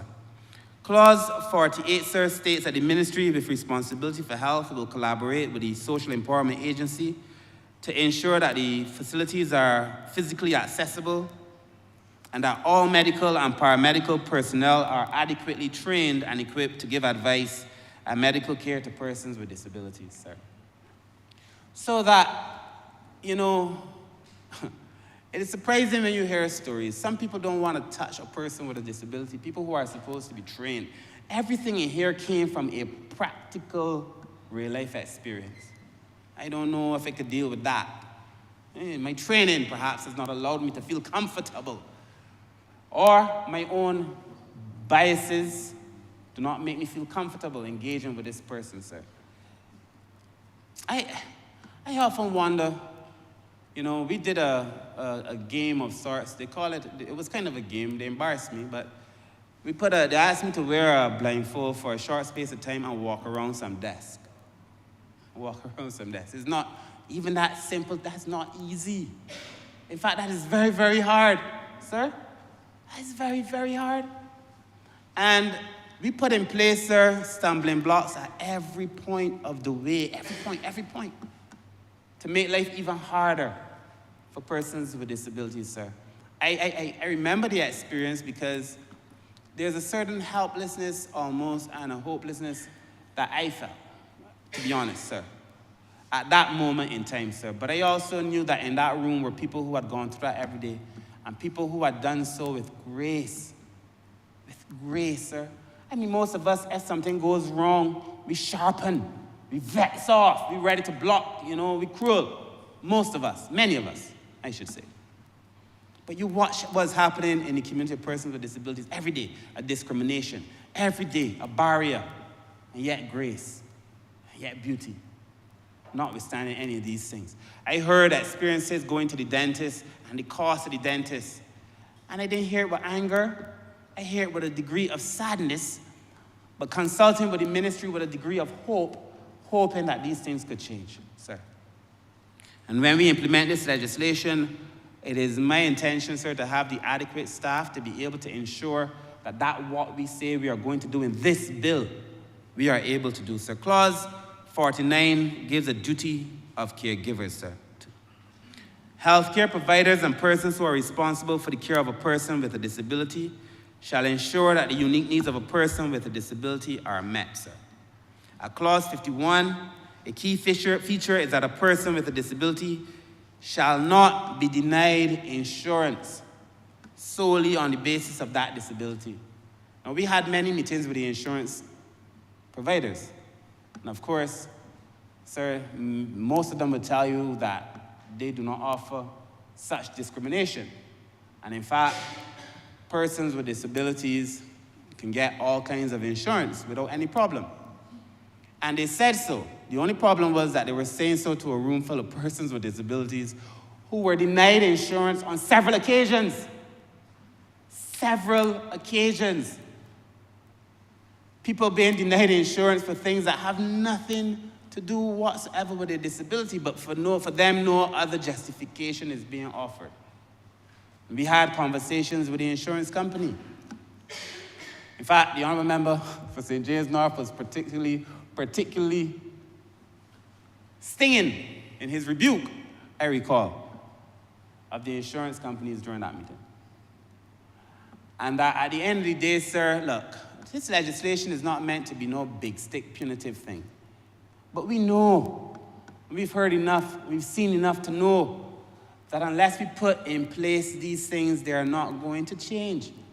And sir, we hope that some of the things that are in this bill, sir, we do not really have to take before the Social Empowerment Agency. We hope that we could have the necessary conversations. I understand insurance is about risk. You're managing risk and mitigating risk and making sure that, you don't insure a person that pushes up the premiums for everybody else. I understand all that, sir. But just show us. Of course, if the disability is the reason, then we expect it to be higher. But just show us and show them. Show them. Don't just say you can't get insurance. We're not insuring you. Show them. So we are putting in place, sir, policies, sir, to be able to address that, sir. At clause 53, we look at social protection. In social protection, sir, there are a number of things, sir, for us to be able to do. We want to provide assistive devices, sir. And this idea that assistive devices now are what they were 20 years ago, again, has to stop. It really has to stop. Because the world has changed, man. And we're still giving people the same thing and saying that we're doing well. We were in a meeting the other day, Mr. Speaker, sir. And there are no glasses. And I've put in the estimates, and I hope that it passes through. I'm saying it here, so it might pass through on that basis. But there are people who have glasses, sir. People who are blind. They're glasses for the blind. You put on those glasses, and you can communicate. The glasses communicate for you. So it connects to your phone via Bluetooth or a speaker via Bluetooth. And I saw this thing work. The glasses would tell you you are in a room that is a brown room. There are 10 people in that room. The person at the head of the table is wearing a lovely blue and yellow coat and a white shirt. These glasses tell you what's going on in the room. If you go down the street, sir, and you're staring at KFC, the glass will tell you KFC is in front of you. Because technology has advanced to that stage. So why can't we do that? Why shouldn't our assistive devices be at the level where the developed country has their assistive devices? And to me, sir, that is the direction that we have to be able to go. I want to know that we have people who are doing the necessary research and looking at what is happening in the international space, and then using what are the best practices in the world to come back here and take Barbados forward, sir. As I said before, education is the key. If you have those glasses, you can imagine the glasses that can tell you what's on the board, sir. So I'm just saying there's a number of assistive devices, sir, that we have to be able to look at. And then we have to deliver faster for people. We have to deliver faster. I've had constituents, sir, who we started a ramp in 1 month, in 1 year, to have another year visit, same month in another year, and the ramp still didn't finish. It can't take 12 months to do a ramp. So we got to get better at delivering these services to people. It's all right for me to come and lay down a whole set of things that we're going to do. We have to be better at doing it, sir. And people have to feel a sense of pride in their work, Mr. Speaker, sir. And I mean it from both ends. We have to do better. We've got to make sure that the organizations have the finances to be able to do it too. Sir, at part 55, sir, clause 55, we look at national emergencies, sir. In relation to accommodation on premises, sir, we've already outlined some of those things, sir, but the minister with responsibility for housing in formulating and implementing housing programs shall collaborate with the social empowerment agency, sir, to include provisions to address accessible, affordable, and safe accommodation for persons with disabilities. The minister responsible for housing has, to his credit, kept his word in relation to the promise that the government made to make sure that 10% of all housing goes to persons with disabilities. In all of the recent housing projects, sir, at least 10% of those houses have gone to persons with disabilities. A promise made and a promise kept by this government, sir.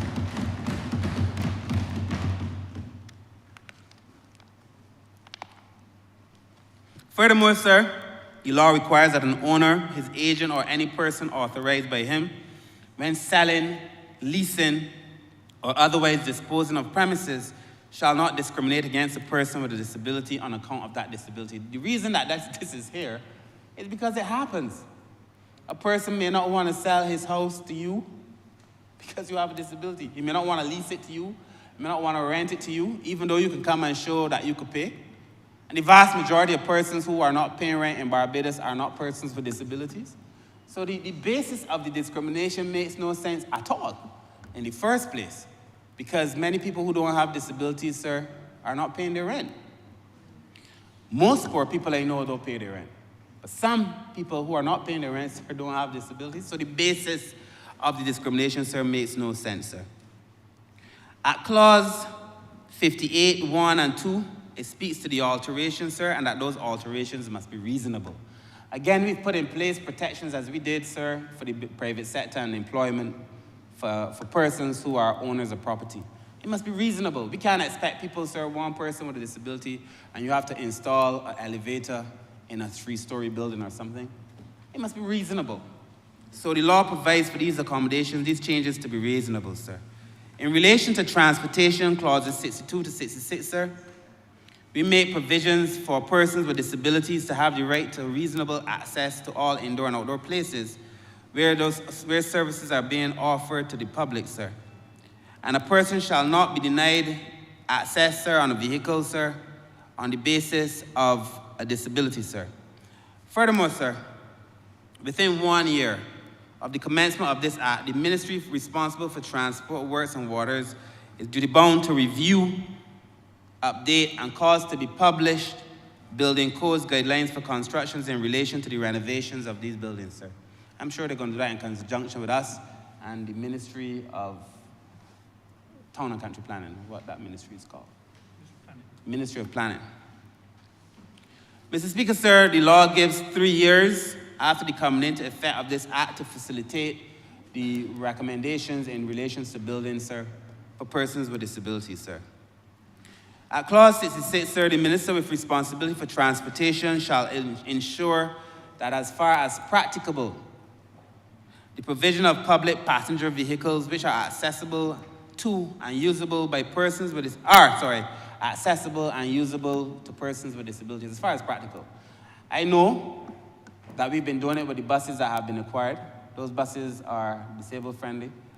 I know, sir, that I've seen with the ZR community, sir, a desire also. They've made it very clear that they wish to be able to have vehicles that move persons with disabilities. The National Disabilities Unit has acquired some additional vehicles, sir, to move persons with disabilities. As it stands, there are a number of persons with disabilities. A number of my colleagues come to me, sir, and they ask me for support to transport a person to the hospital or back, sir. And we do as far as we can, sir, but you must appreciate that the number of persons in relation to the number of vehicles may not permit us to be able to transport everybody every time. And that is why the National Transportation Service must be disabled friendly, sir. At clause 67, sir, we speak to the sports, culture, and recreation, and the minister, I'm sure, responsible for sports, the honourable member for St. John, will speak to more of those things, sir, so I will not go through them. And of course, sir, we speak to participation in public affairs. Ensuring that there's full participation in public affairs, ensuring that people can vote at the end of the day, sir, because that is a basic human right, sir. Barbadians fought very hard to be able to get that right, sir, and it should not be denied to persons with disabilities, sir. Clause 69(1) speaks specifically to participation in the political process, sir. In relation to communication, sir, between clauses 73 to 75, sir, we speak about national broadcasts being able to be shown in such a way as to allow persons with disabilities to be able to understand, especially programs of national significance, sir. So when we have these national programs, as we do now, Mr. Speaker, sir, we have in this honorable chamber, sir, permit me again, sir, certainly with your permission, sir, we have Ms. Bonnie Leons now and her team who are here interpreting for the deaf or the hard of hearing, sir. And what we're saying is that in any program of national significance, that there should be persons who are able to interpret, sir. And we're doing what we're saying we're going to do, sir. Sir, in relation to financial affairs clauses 76 to 82, sir, we're saying that credit unions and other institutions, cooperatives or lending institutions will be required, sir, to not unreasonably withhold credit or financial services. Again, sir, if you go through the bill and you see what we have put in the bill, it is a remedy to a real-life situation facing persons with disabilities, sir. So we know that in many cases, persons with disabilities feel very strongly and have evidence in many cases to show that they were denied access to credit. And nobody can say why beyond the fact that they have a disability, why they're being denied access to credit, sir. So, Mr. Speaker, sir, we put it in here. Put it in here. And again, a lot of the things that we have in here, sir, I hope that we do not need to be able to enforce, sir, because the intention of the government is to have voluntary compliance. Sir, at clause 80, we establish a fund, and the fund has a management structure laid out for persons, you know, because we've seen a very generous local, regional, and international private sector, philanthropists, benefactors, different people who have resources. So we're going to create a fund, and if you want to donate to that fund, sir, that fund will be managed independent of the state, sir, and allows persons with disabilities to benefit. You want to go to training, and so on and so forth, sir. Access to justice, sir, was another big thing, sir. And we have said, sir, that persons with disabilities should have access to legal aid. In this country, sir, this legislation makes it so, sir.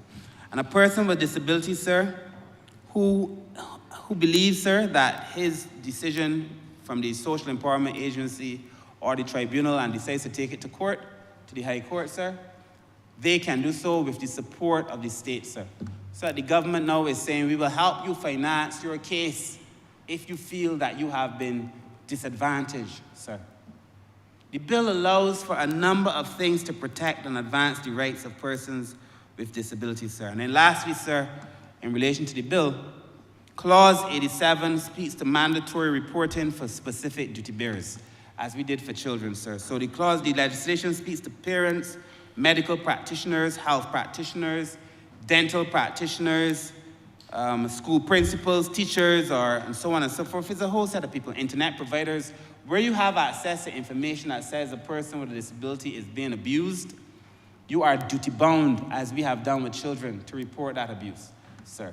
So that we, as the state, as a reasonable, rational, caring government, can then intervene, sir, and to make changes, sir. The fine for not complying is $10,000, sir.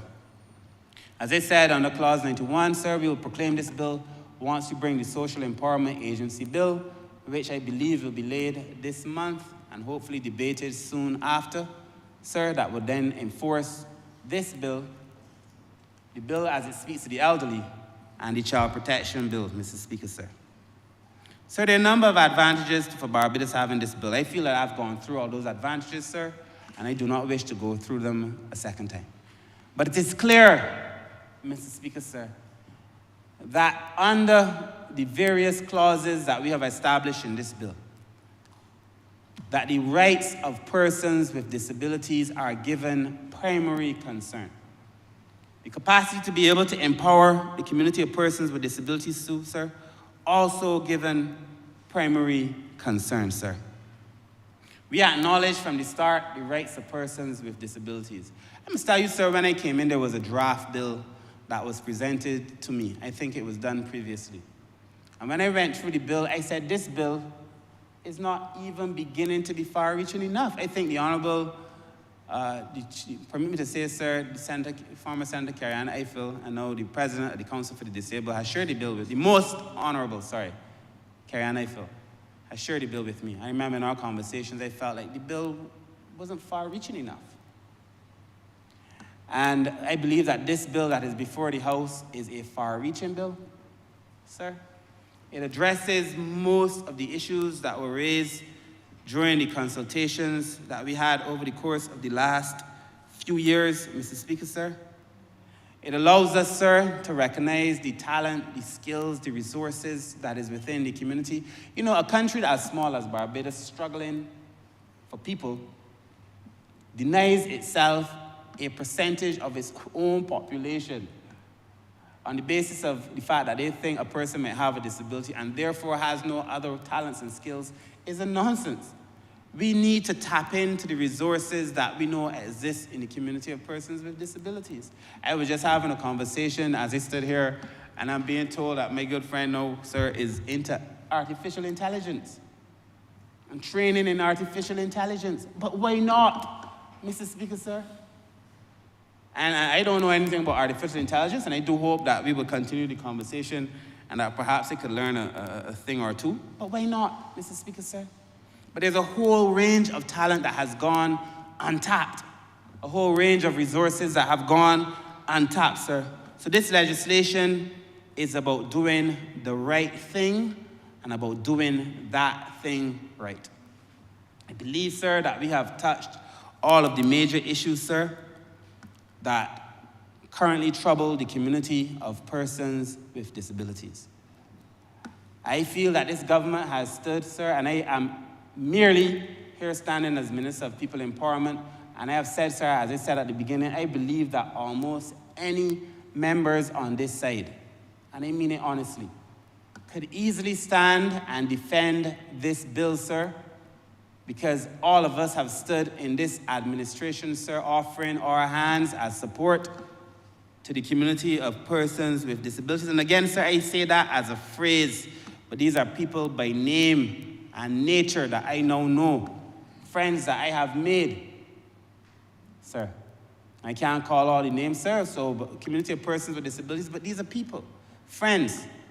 Many of them messaging me on social media, on these matters and other matters. Some of us having the occasional drink. Regular people, regular folk doing regular things, sir. But the government has extended its hands, sir. The community, sir, have also extended their hands, sir. We believe we have a very strong partnership. Last Sunday, sir, Sunday gone, I was in St. Lucie. And at the end of the service, sir, near the end of the service, the priest asked for persons to come forward and be blessed, sir. It was in the honorable member. I was in the state of St. Lucie. You know, St. Lucie and St. Philip, St. Peter are republics unto themselves.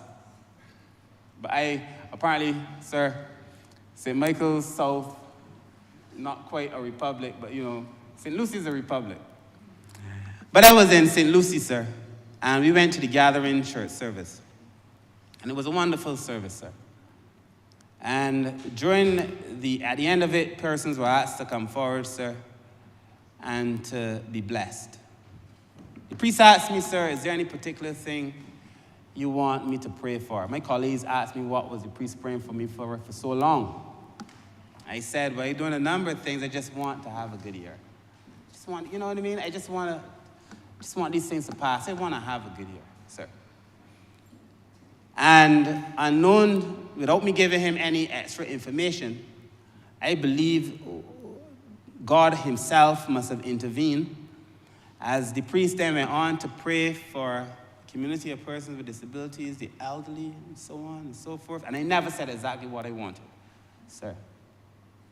I said to my friends, I grew up in the Anglican church. I was a server for many years. I spent several years in the Pentecostal church. In the Pentecostal church, sir, when people feel moved, when the Spirit hits them, they drop down. It never happened to me. I must tell you the truth. In fact, one day a man was pushing against me. I was very upset. It never happened to me. But on Sunday, I must tell you, when that priest was preaching, was praying for me, I felt like if everybody wasn't watching, they would have held on to the man. because I swear I was going to fall down. And my knees started to get weak, sir. I tell you the truth. As the priest prayed for all these various issues that we are now confronting as a nation, sir. So we left the church, sir, and I close with this, sir. As we left the church, sir, the last hymn that we sung was The Right Hand of God. And in the closing paragraph, it goes, sir, the right hand of God is planting in our land, planting seeds of freedom, hope, and love. In these Caribbean lands, let people all join hands and be one by the right hand of God, sir. With those few words, sir, I ask that this bill be read a second time.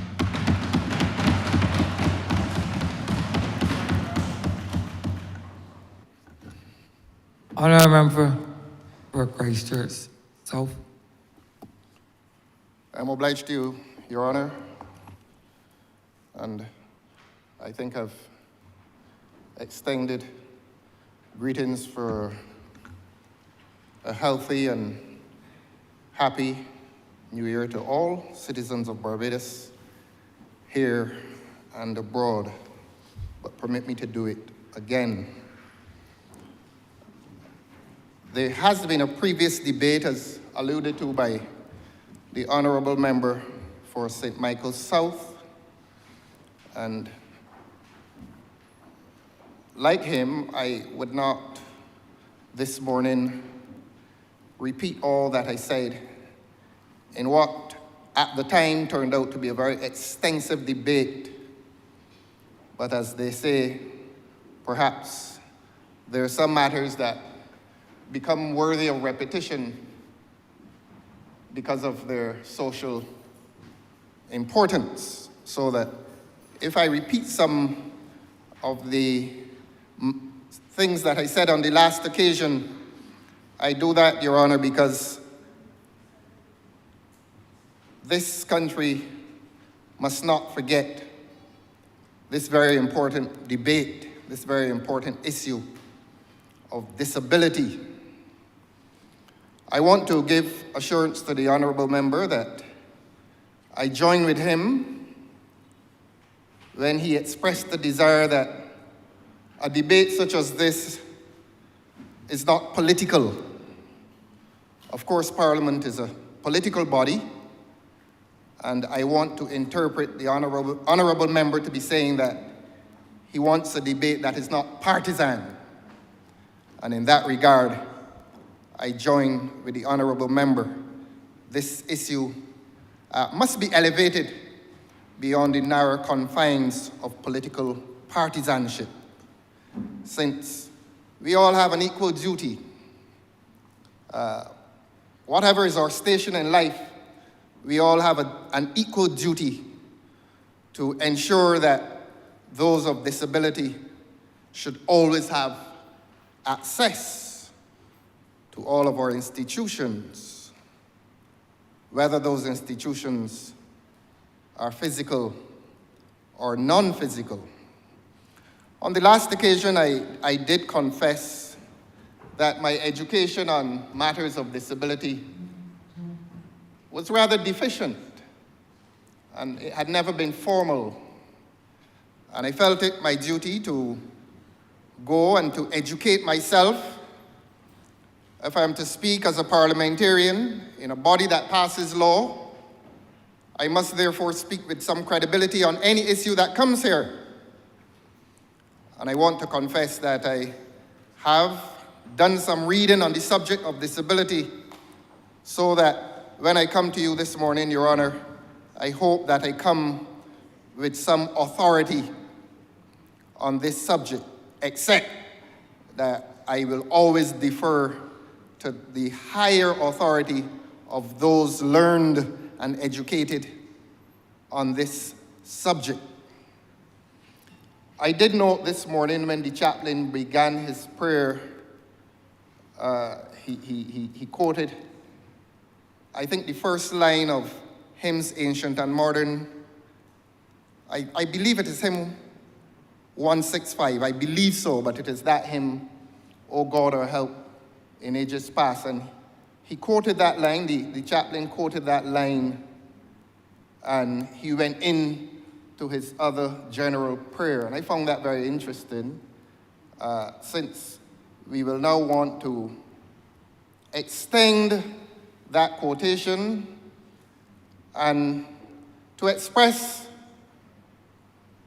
that we hope, ours is a hope, that this legislation, significant as it is, will offer a protection to disabled persons for many years to come. And I'm paraphrasing the hymn, and that it will be their shelter from the stormy blast of discrimination that visits the disabled in their daily lives. We who are of ability will never quite understand, I confess this, we will never quite understand the discrimination and social prejudice that are met by the disabled.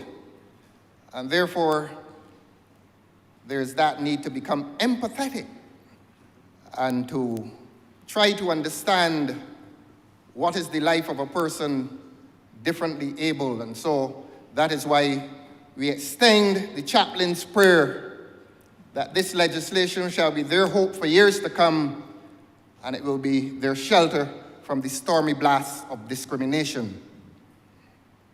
Now, Your Honor, I, like the honourable member for St. Michael South, will not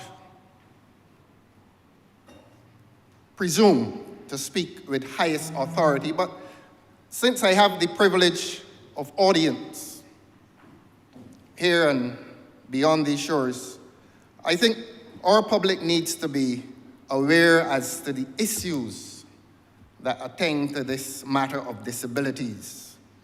And the first one to which we draw attention would be the health inequities. The health inequities that visit the lives of the disabled. Do we know that the disabled tend to have shorter lives than most of us? Do we know that the disabled endure lives of poor health than most of us? Do we know that disabled persons tend to depression, asthma, diabetes, stroke, even obesity? If a person can't move like the rest of us, he or she becomes disposed to obesity.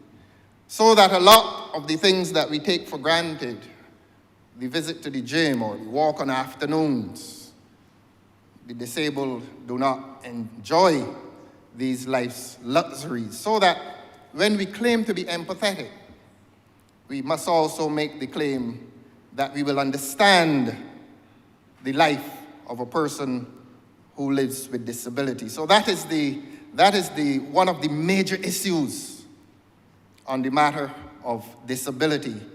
The other one, obviously, is discrimination.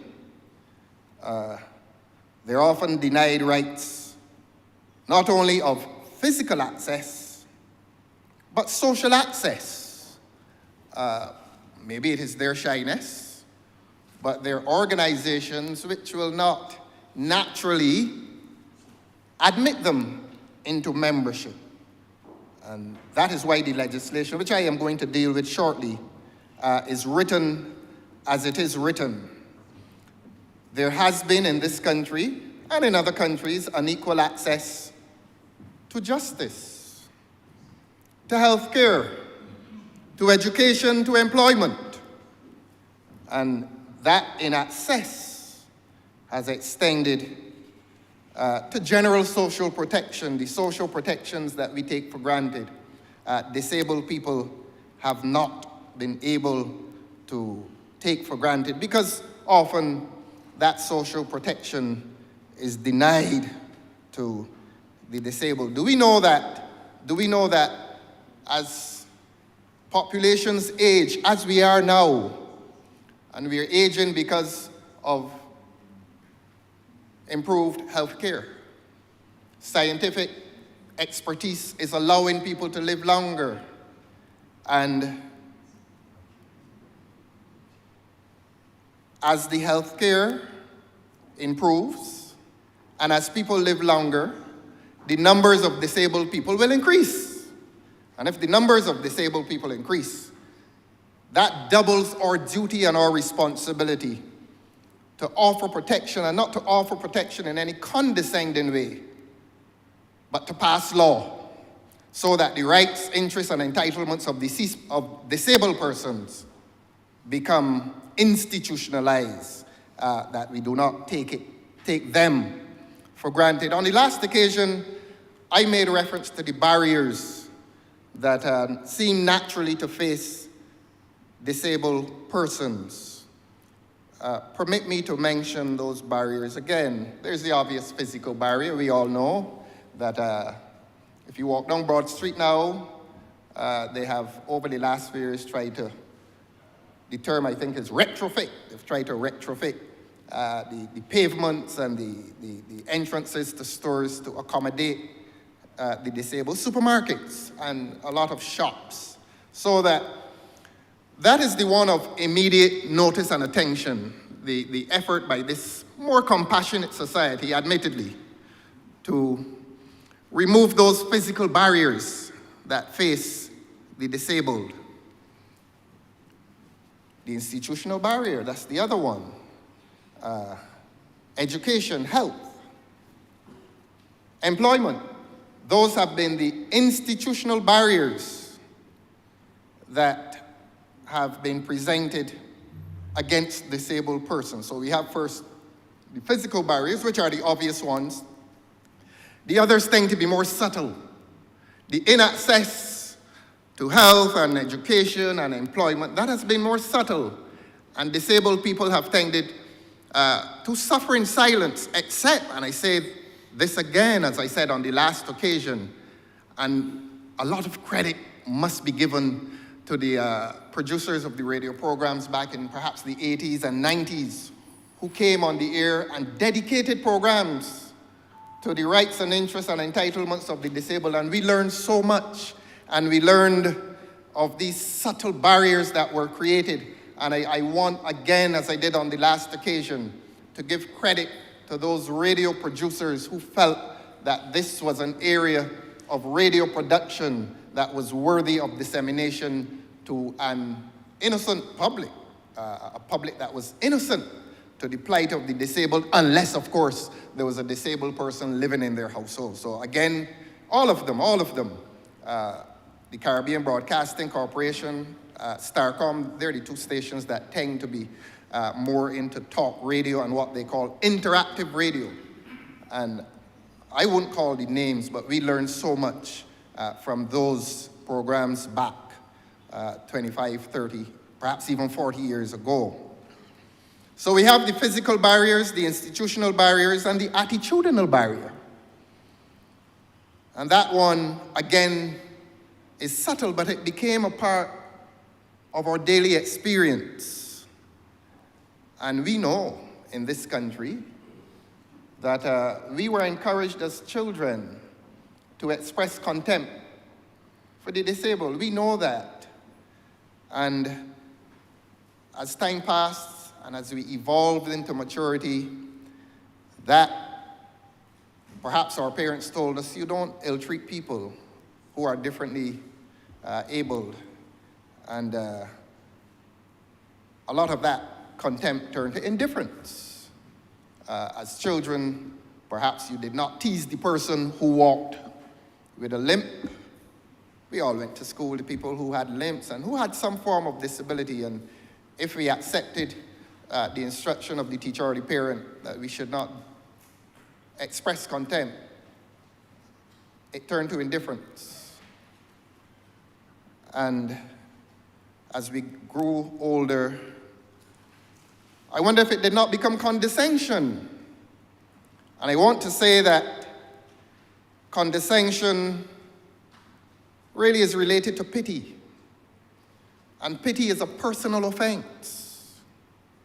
Never pity a person you're offending that person deeply and at a very personal level. And a lot of us express pity towards the disabled, believing that that pity is compassion. It is not. Pity and compassion are qualitatively different human expressions.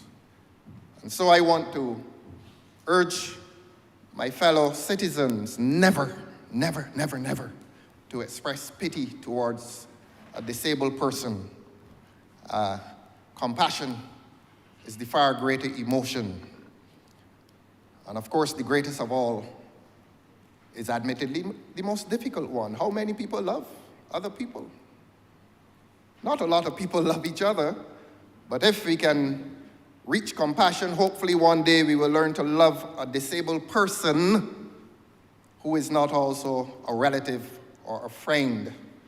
I heard my learned colleague, honorable colleague, the representative for St. Michael South, speak of the Christian experience. And I wish, similarly, as he did, to commend that to our citizens, our fellow citizens, when they consider the presence of the disabled person who is not a relative, who is not a friend, who indeed is a stranger.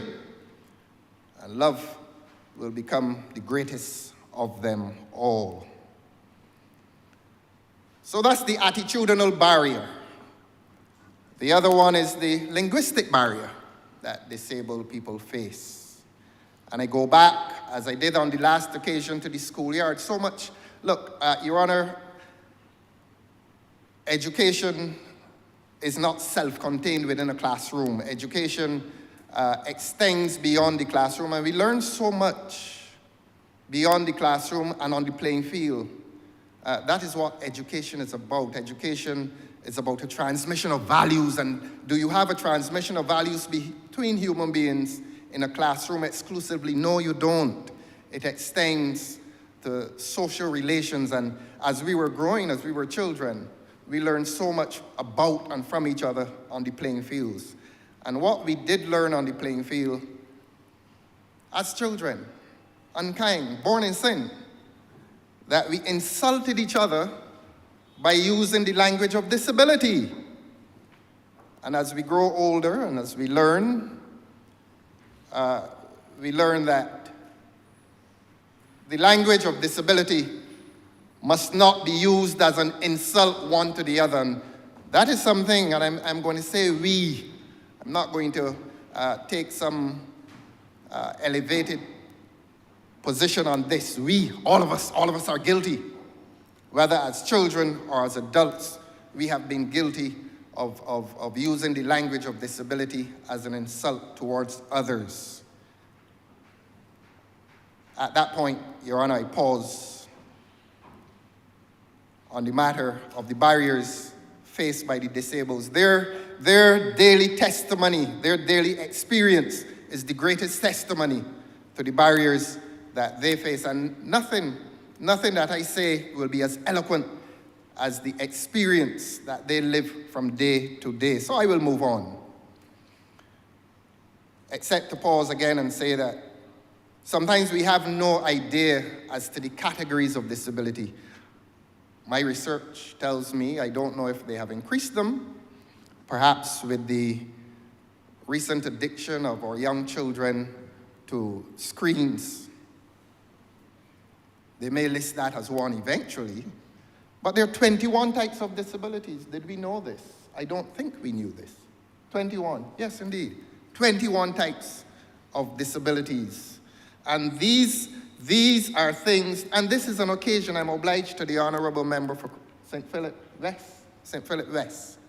That is an indication that this Parliament today is joined in educating our public as to, I call it a crisis, as to the crisis that visits the lives and has visited the lives of the disabled for many, many years, except that this Parliament today does the noble thing to bring legislation to entrench the rights, entitlements, and interests of disabled people in this country. All I am is a lawyer, and you would be disappointed, Your Honor, if I did not go on a legal enterprise. The Honourable Member for St. Michael South is not a lawyer, and so one would not expect that he would burden himself with any legal disquisition. Permit me, however, sir, to do that. And I wanted to pause at the act, not by way of criticism, but by way, again, of educating the public in this country as to precisely what this legislation intends to do for and in relation to the disabled in this country.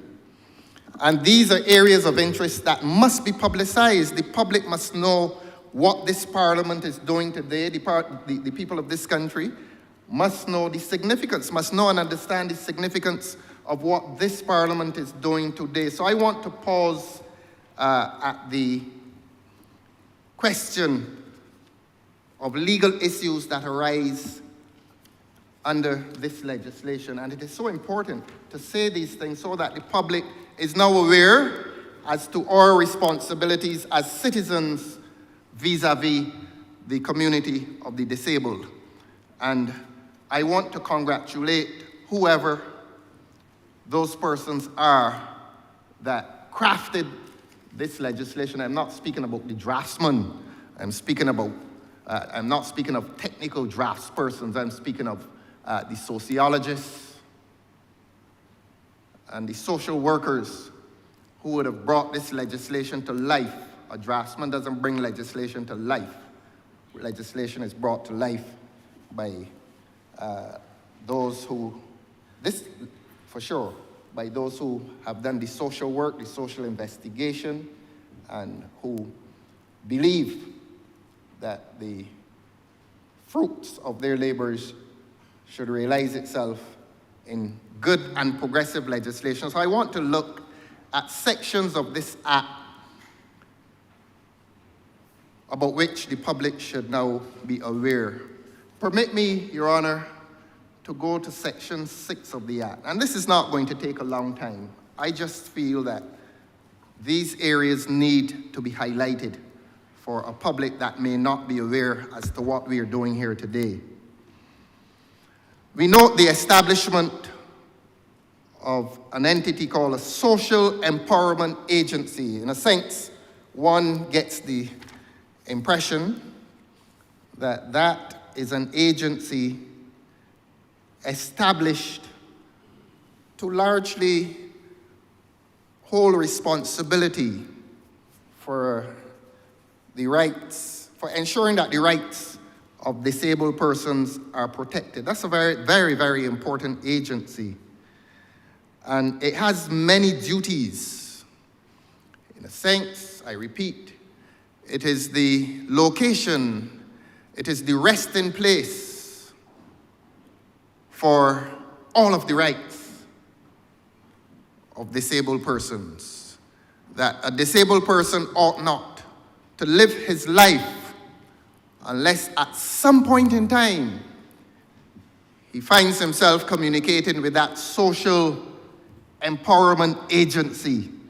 And as the legislation says, which shall have the duty to receive and investigate complaints that a person, association, or entity is not acting in compliance with the requirement of this act. I think I should say that again for absolute clarity. And I'll read it verbatim. Without prejudice to the generality of Section 7, the Social Empowerment Agency shall receive and investigate complaints that a person, association, or entity is not acting in compliance with the requirement of this Act. So that a person who has offended the rights of the disabled,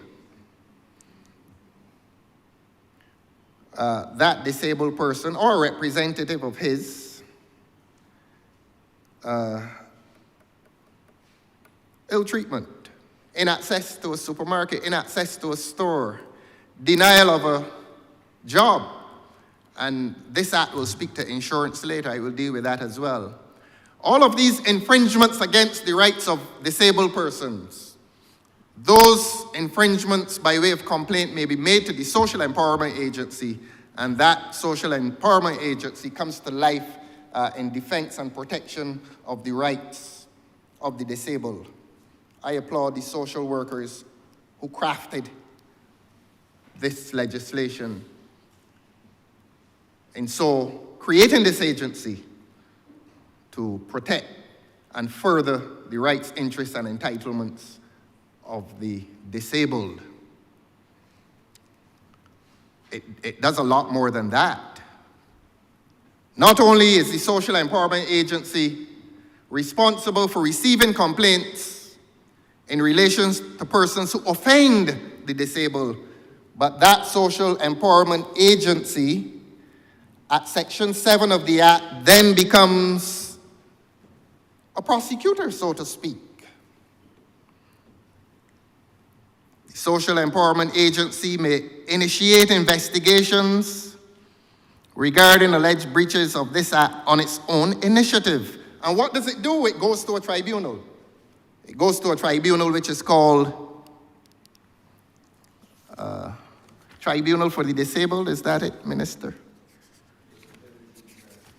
Beg your pardon? Yes. In future, they're going to send me the legislation before I come here. I read it this morning while the Honourable Member for St. Michael South was speaking. And yes, there is that Disability Rights Tribunal established.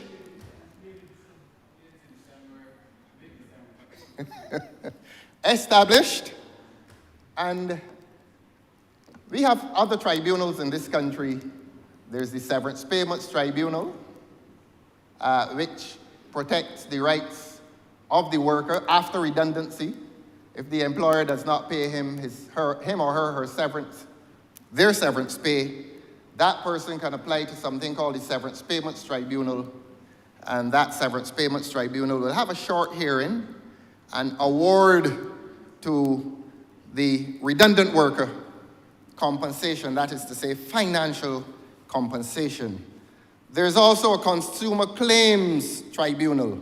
If you purchase something and you have a dispute, or you enter into some business transaction with a person and you feel that you have not received a product that is fit, you can apply to this Consumer Claims Tribunal. That is the legacy of the former member for St. Michael North, who has departed from here, not from the life, from here. And you can make an application to that tribunal. The point I'm making is that from time to time, Parliament has established tribunals which deal with grievances of the citizen. And certainly, in this case, the rights of disabled persons are now elevated to deliberation by a tribunal, and that tribunal has certain powers to which I shall refer presently. Now, let it be understood that these tribunals are legal bodies. I know people may feel if you're not going to the court on White Park Road or one of the magistrates' courts across the country, that the other tribunals have no power. That is not true. As long as it is established by law, by an act of Parliament, it has as much power, certainly in terms of enforcement and the power to hear the matter, and it can summon the person so that it is not a picnic where you have the right to attend or not to attend. A tribunal, the Severance Pay, the Consumer Claims Tribunal, and certainly this tribunal will have the power to summon a person. And the Act will tell you that when you reach that tribunal, it has the power to establish its own procedure. What do we mean by that? You go to a court, and sometimes the judge intervenes and says, don't answer that question. Or you're not allowed to answer that question. You can't put in the evidence that way. In these tribunals, the procedure is more relaxed, and the tribunal itself is not muscle-bound by the rules of evidence and what you can and cannot ask. It's not like that. It is a less muscle-bound exercise. You give evidence almost casually, because what the tribunal is interested in is the truth. And the tribunal is far less interested in how the truth is told. And so it may set its own procedure. So that is very important.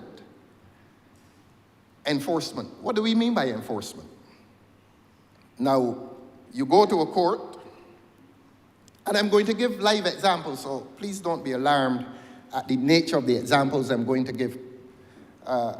You go to a court, a lady applies to a court for maintenance for her child, and the court orders the gentleman to pay X amount. By the way, men can also apply for maintenance to some of the courts. And yes, a man can apply, go across to the High Court and apply for maintenance as well.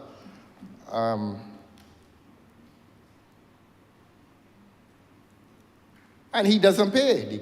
The court orders him to pay X amount a week or a month. He doesn't pay. What does the lady do? There's something called enforcement. What that means is, how do you get the person to do what the court has ordered him to do? In other words, how do you get him to pay the money? You can go back to the court, and there are certain penalties for non-payment. We know them. Some have been very, very strict and severe. Men have gone to prison for not paying maintenance. I don't think this act pretends to do that, but let us hear at section 19 what this act does in relation to enforcement. In other words, a complaint is made to the Social Empowerment Agency. The Social Empowerment Agency brings a case before the tribunal on behalf of the aggrieved person. The tribunal finds the respondent being the store owner, the potential employee, guilty of the offense, except that he has not been able, as we say in Barbados, to get satisfaction. You get satisfaction, that's what they used to say. So he has not got his satisfaction. What does he do?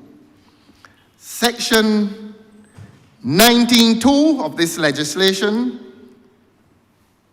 we call it clause at this point, says the decision of the tribunal is binding on the parties to the proceedings and may be enforced in the High Court. So that after the tribunal makes its decision, if the respondent is so fickle as to believe that what the tribunal has done is so academic and that it is a trifle and that he can just saunter off back to his store or place of employment and nothing more, the Social Empowerment Agency can then refer the matter to the High Court, take them before a judge for enforcement, or as we say in ordinary parlance, for satisfaction. So that if they ordered him to do whatever they ordered him to do, a High Court judge can enforce that order. And I want to say to the public and remind the public that included in the powers of a High Court judge is the power to commit for contempt of court. Because when the court makes an order and that order is not met by the person against whom it is made, he can be asked to come back to the court and give reason why he should not be committed to the place in St. Philip for failure, for contempt of court. So let us remind our public that this legislation, properly used, can be used very, very seriously in defense of the rights of disabled persons. We note as well, interestingly, that the legislation places time limits on the tribunal. I think it says that this issue, it says that a decision shall be given within 60 days. We all know that there's a burning issue around this place and around other countries. There's more litigation, and therefore decisions will take a longer time. We have to understand these things.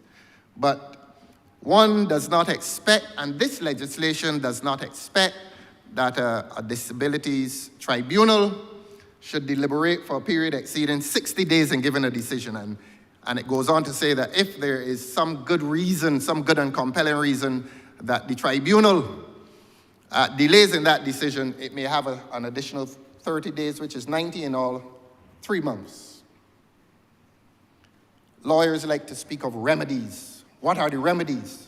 The Social Empowerment Agency takes you before the tribunal.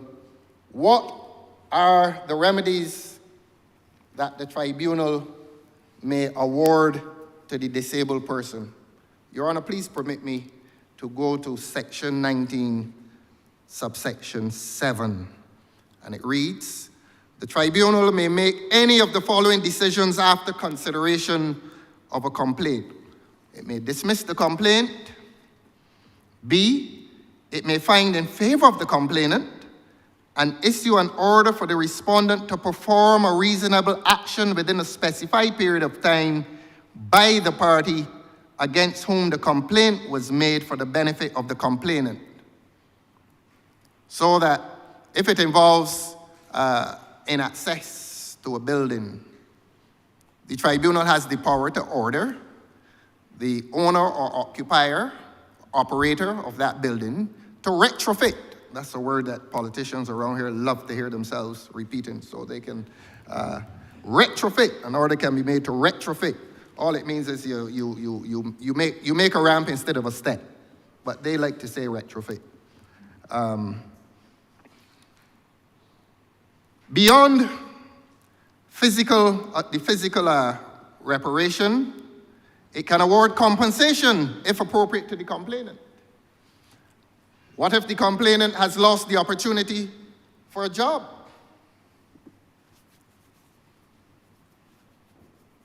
Can the tribunal compensate that disabled person for the loss of what he would have received if he had received that job? I opine yes. Yes. The word compensation means a lot. And that disabilities tribunal can order compensation. And it says compensation if appropriate. And I go as far as to opine that if a potential employee has been discriminated against in his application for employment, then a tribunal properly directing itself and properly legally advised would calculate some reasonable figure that he would have made if he had received that job, not indefinitely, but obviously for 2, 3, 4 years, and award him that amount as compensation. That is only a legal opinion, but I don't think I give that legal opinion lightly. The third award that may be made is that the tribunal may recommend that the parties settle the matter by an alternative method of dispute, the famous ADR. A lot of people now these days consider that the courts take too long. They refer the matter to an arbitrator or mediator, as the case may be, and it is done in short time. So you go to the Disabilities Tribunal, and the Disabilities Tribunal, with the agreement of the parties, may decide that they want a priest, a senior retired lawyer, a pastor of the church, or some other upstanding citizen, a retired public servant, preferably public servant, to mediate the matter and make an award. And again, I say that that award is subject to the jurisdiction of a high court, so that they cannot say that because a mediator has done it maybe at his house, he calls them to his house and does it on his patio, it is no less serious. Because when he makes that order for compensation or whatever form of remedy, that becomes referable to a high court judge if the other party fails to abide by the terms of that award. And he says the tribunal may impose any further remedy which the tribunal considers necessary. That is so wide, but I caution respondents to these actions before the tribunal to take these actions, to take this recourse as seriously as they take the severance pay tribunal, as seriously as they take the consumer claims tribunal. This tribunal intends to be no less serious, and certainly in relation to the vulnerability of some of our citizens, it becomes far more serious. So I would want to encourage the public to take this legislation very, very seriously.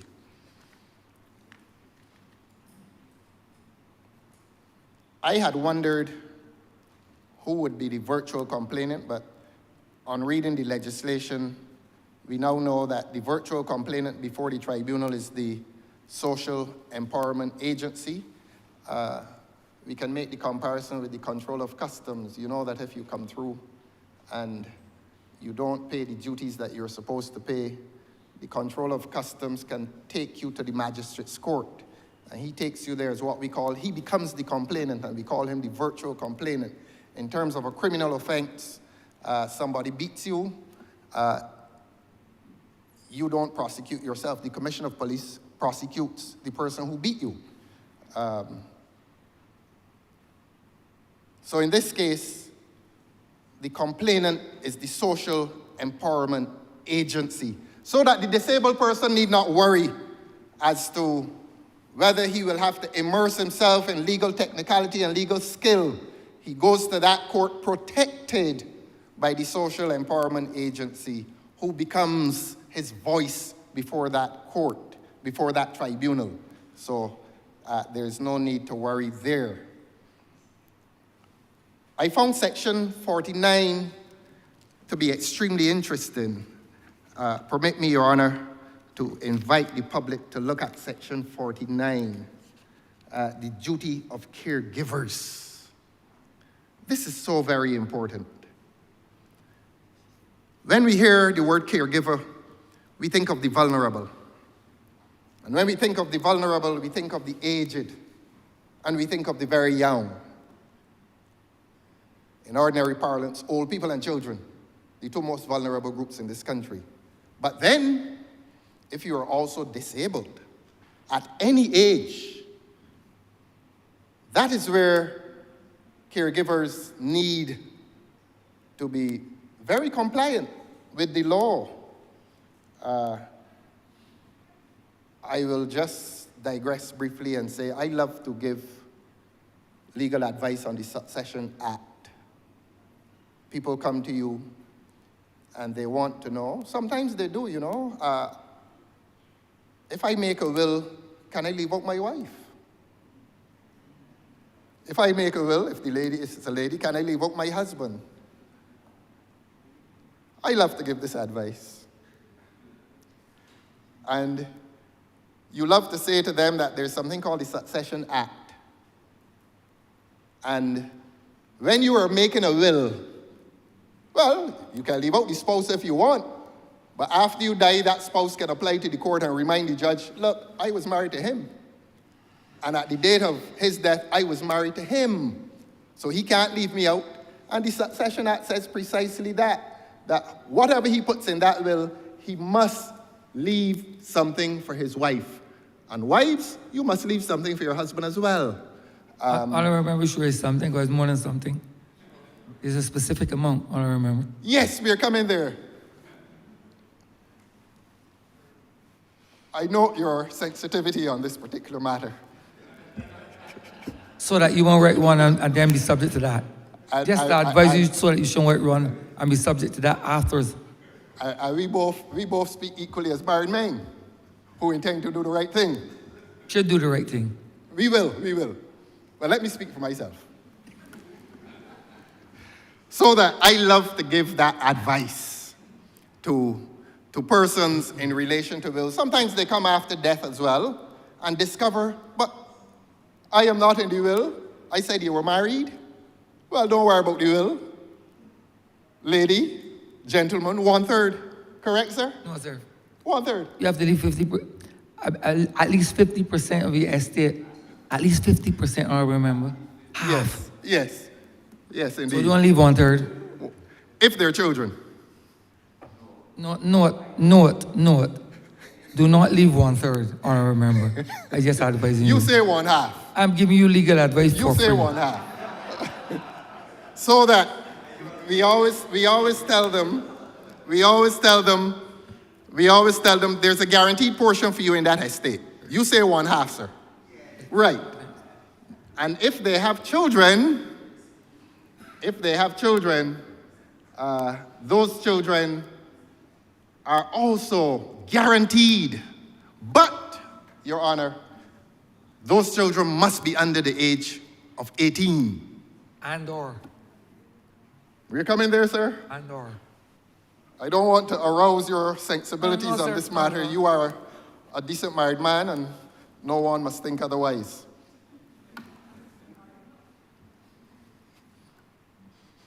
And so we like to advise the persons before us that their guarantees in relation to a spouse. Mr. Speaker. Yes, Honor.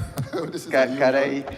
I just, since this is a disabilities debate, I just want to clarify for the I'm coming there, benefit of the members of the public and honorable leader of the opposition, that it is not only children under 18, but any child who has a Persons of any disability, age. Yes, we are coming any there, sir. child with, We're coming there. We're coming there. So that the categories, there are 3 categories of persons who are guaranteed. I'm going to say this slowly so that the public can understand. I'm in no hurry. And we normally say that a spouse has a guarantee, a child under the age of 18 is guaranteed, and the 3rd category is a disabled person of any age. We're not in any hurry. They're ready for lunch. I remember, just relax. Yes. This is our first session for the new year. Yes. Relax. Yes. There's no need to get Relax, heated. son. Relax, son. We have time. We have time, Ample son. time. Ample time, son. So that I say that to make the comparison with what we are discussing here today, that in the law of succession, disabled persons receive guarantees under the Succession Act, certainly as it relates to inheritances. But the Succession Act was limited only to matters of what we call intestacy. That is where a person does not leave a will. The rights of a guaranteed child of any age, from 1 day to 99 or 100, however long he lives, that his rights are guaranteed. But this act goes further than that. This act gives far greater guarantees in far greater instances. Perhaps I did not digress at all, because Section 40, because it deals with disabled persons, the Succession Act. But let us go back to Section 49. And let us read it. A person who is responsible for the care of a person with a disability shall ensure that the person with the disability receives adequate food, clothing, medical attention, shelter, and other necessities.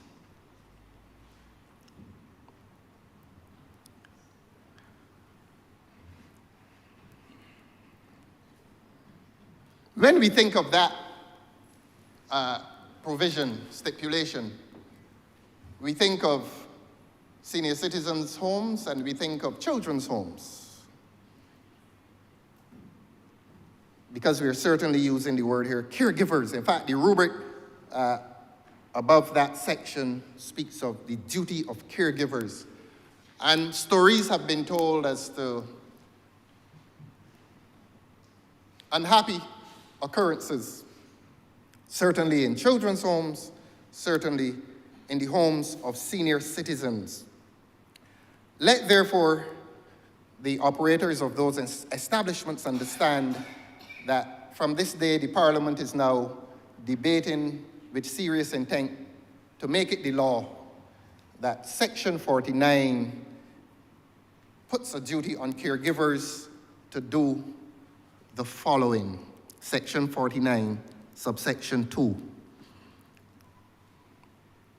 And it says a person who is responsible for the care of a person with a disability shall not. It enjoins them. It says what they shall not do. It shall not, A, abuse or expose that person with a disability to abuse. Shall not expose a person with a disability to danger. Shall not abandon or desert that person with a disability. It shall not neglect or mistreat that person with a disability. Or E, otherwise cause any harm to that person with a disability. I want to opine that disability is subject to fairly liberal interpretation, and that as a person ages, natural disability sets in. And while a human being is very young, that young human being certainly does not have the ability of persons of the age of adults.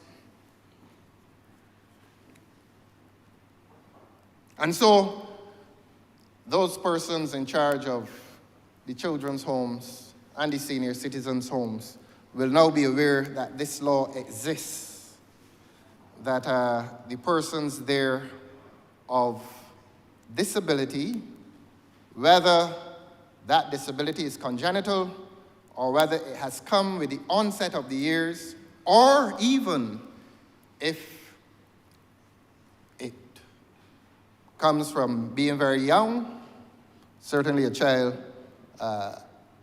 before the age of 6 months. Girls tend to walk around 8, 9 months, boys around 10, 11 months. I know this.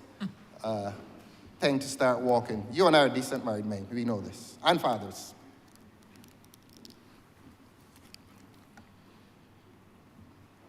So let the public now know that a person who knowingly or recklessly contravenes this section is guilty of an offense and is liable on summary conviction to a fine of $50,000 or to imprisonment for a term of 5 years or to both. Normally, when the draftsman, when a parliament sets a penalty, that penalty is a message as to how seriously Parliament takes the infraction. And if you tell a man, an offender, that he is exposing himself to a fine of $50,000 or imprisonment for 5 years, the legislation is reminding this country, it is reminding caregivers of disabled persons as to the seriousness of their obligations, their professional and personal obligations. Who? Okay, 5 minutes. 5. No more than that. Thank you. So that of course is done before court, not before the tribunal. So it is as serious as this. Infringement of this legislation, you're taken to the law courts, not the tribunal, and you're exposing yourself. And yes, it says summary conviction, so a magistrate, they don't have to go through the long process of high court. A magistrate can,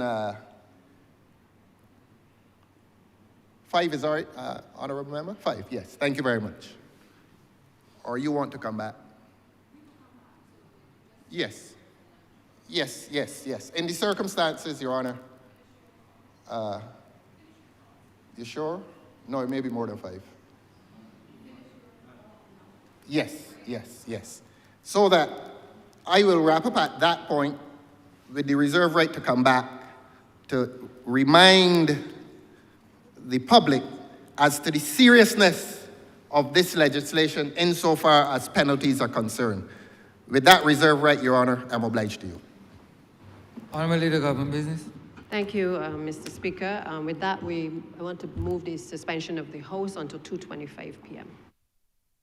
The question is that this honourable chamber be suspended until 2:25 p.m. All those honourable members in favor, please say aye. Those against, please say no. Meeting, the ayes have it. This honorable chamber stands suspended until 2:25 p.m.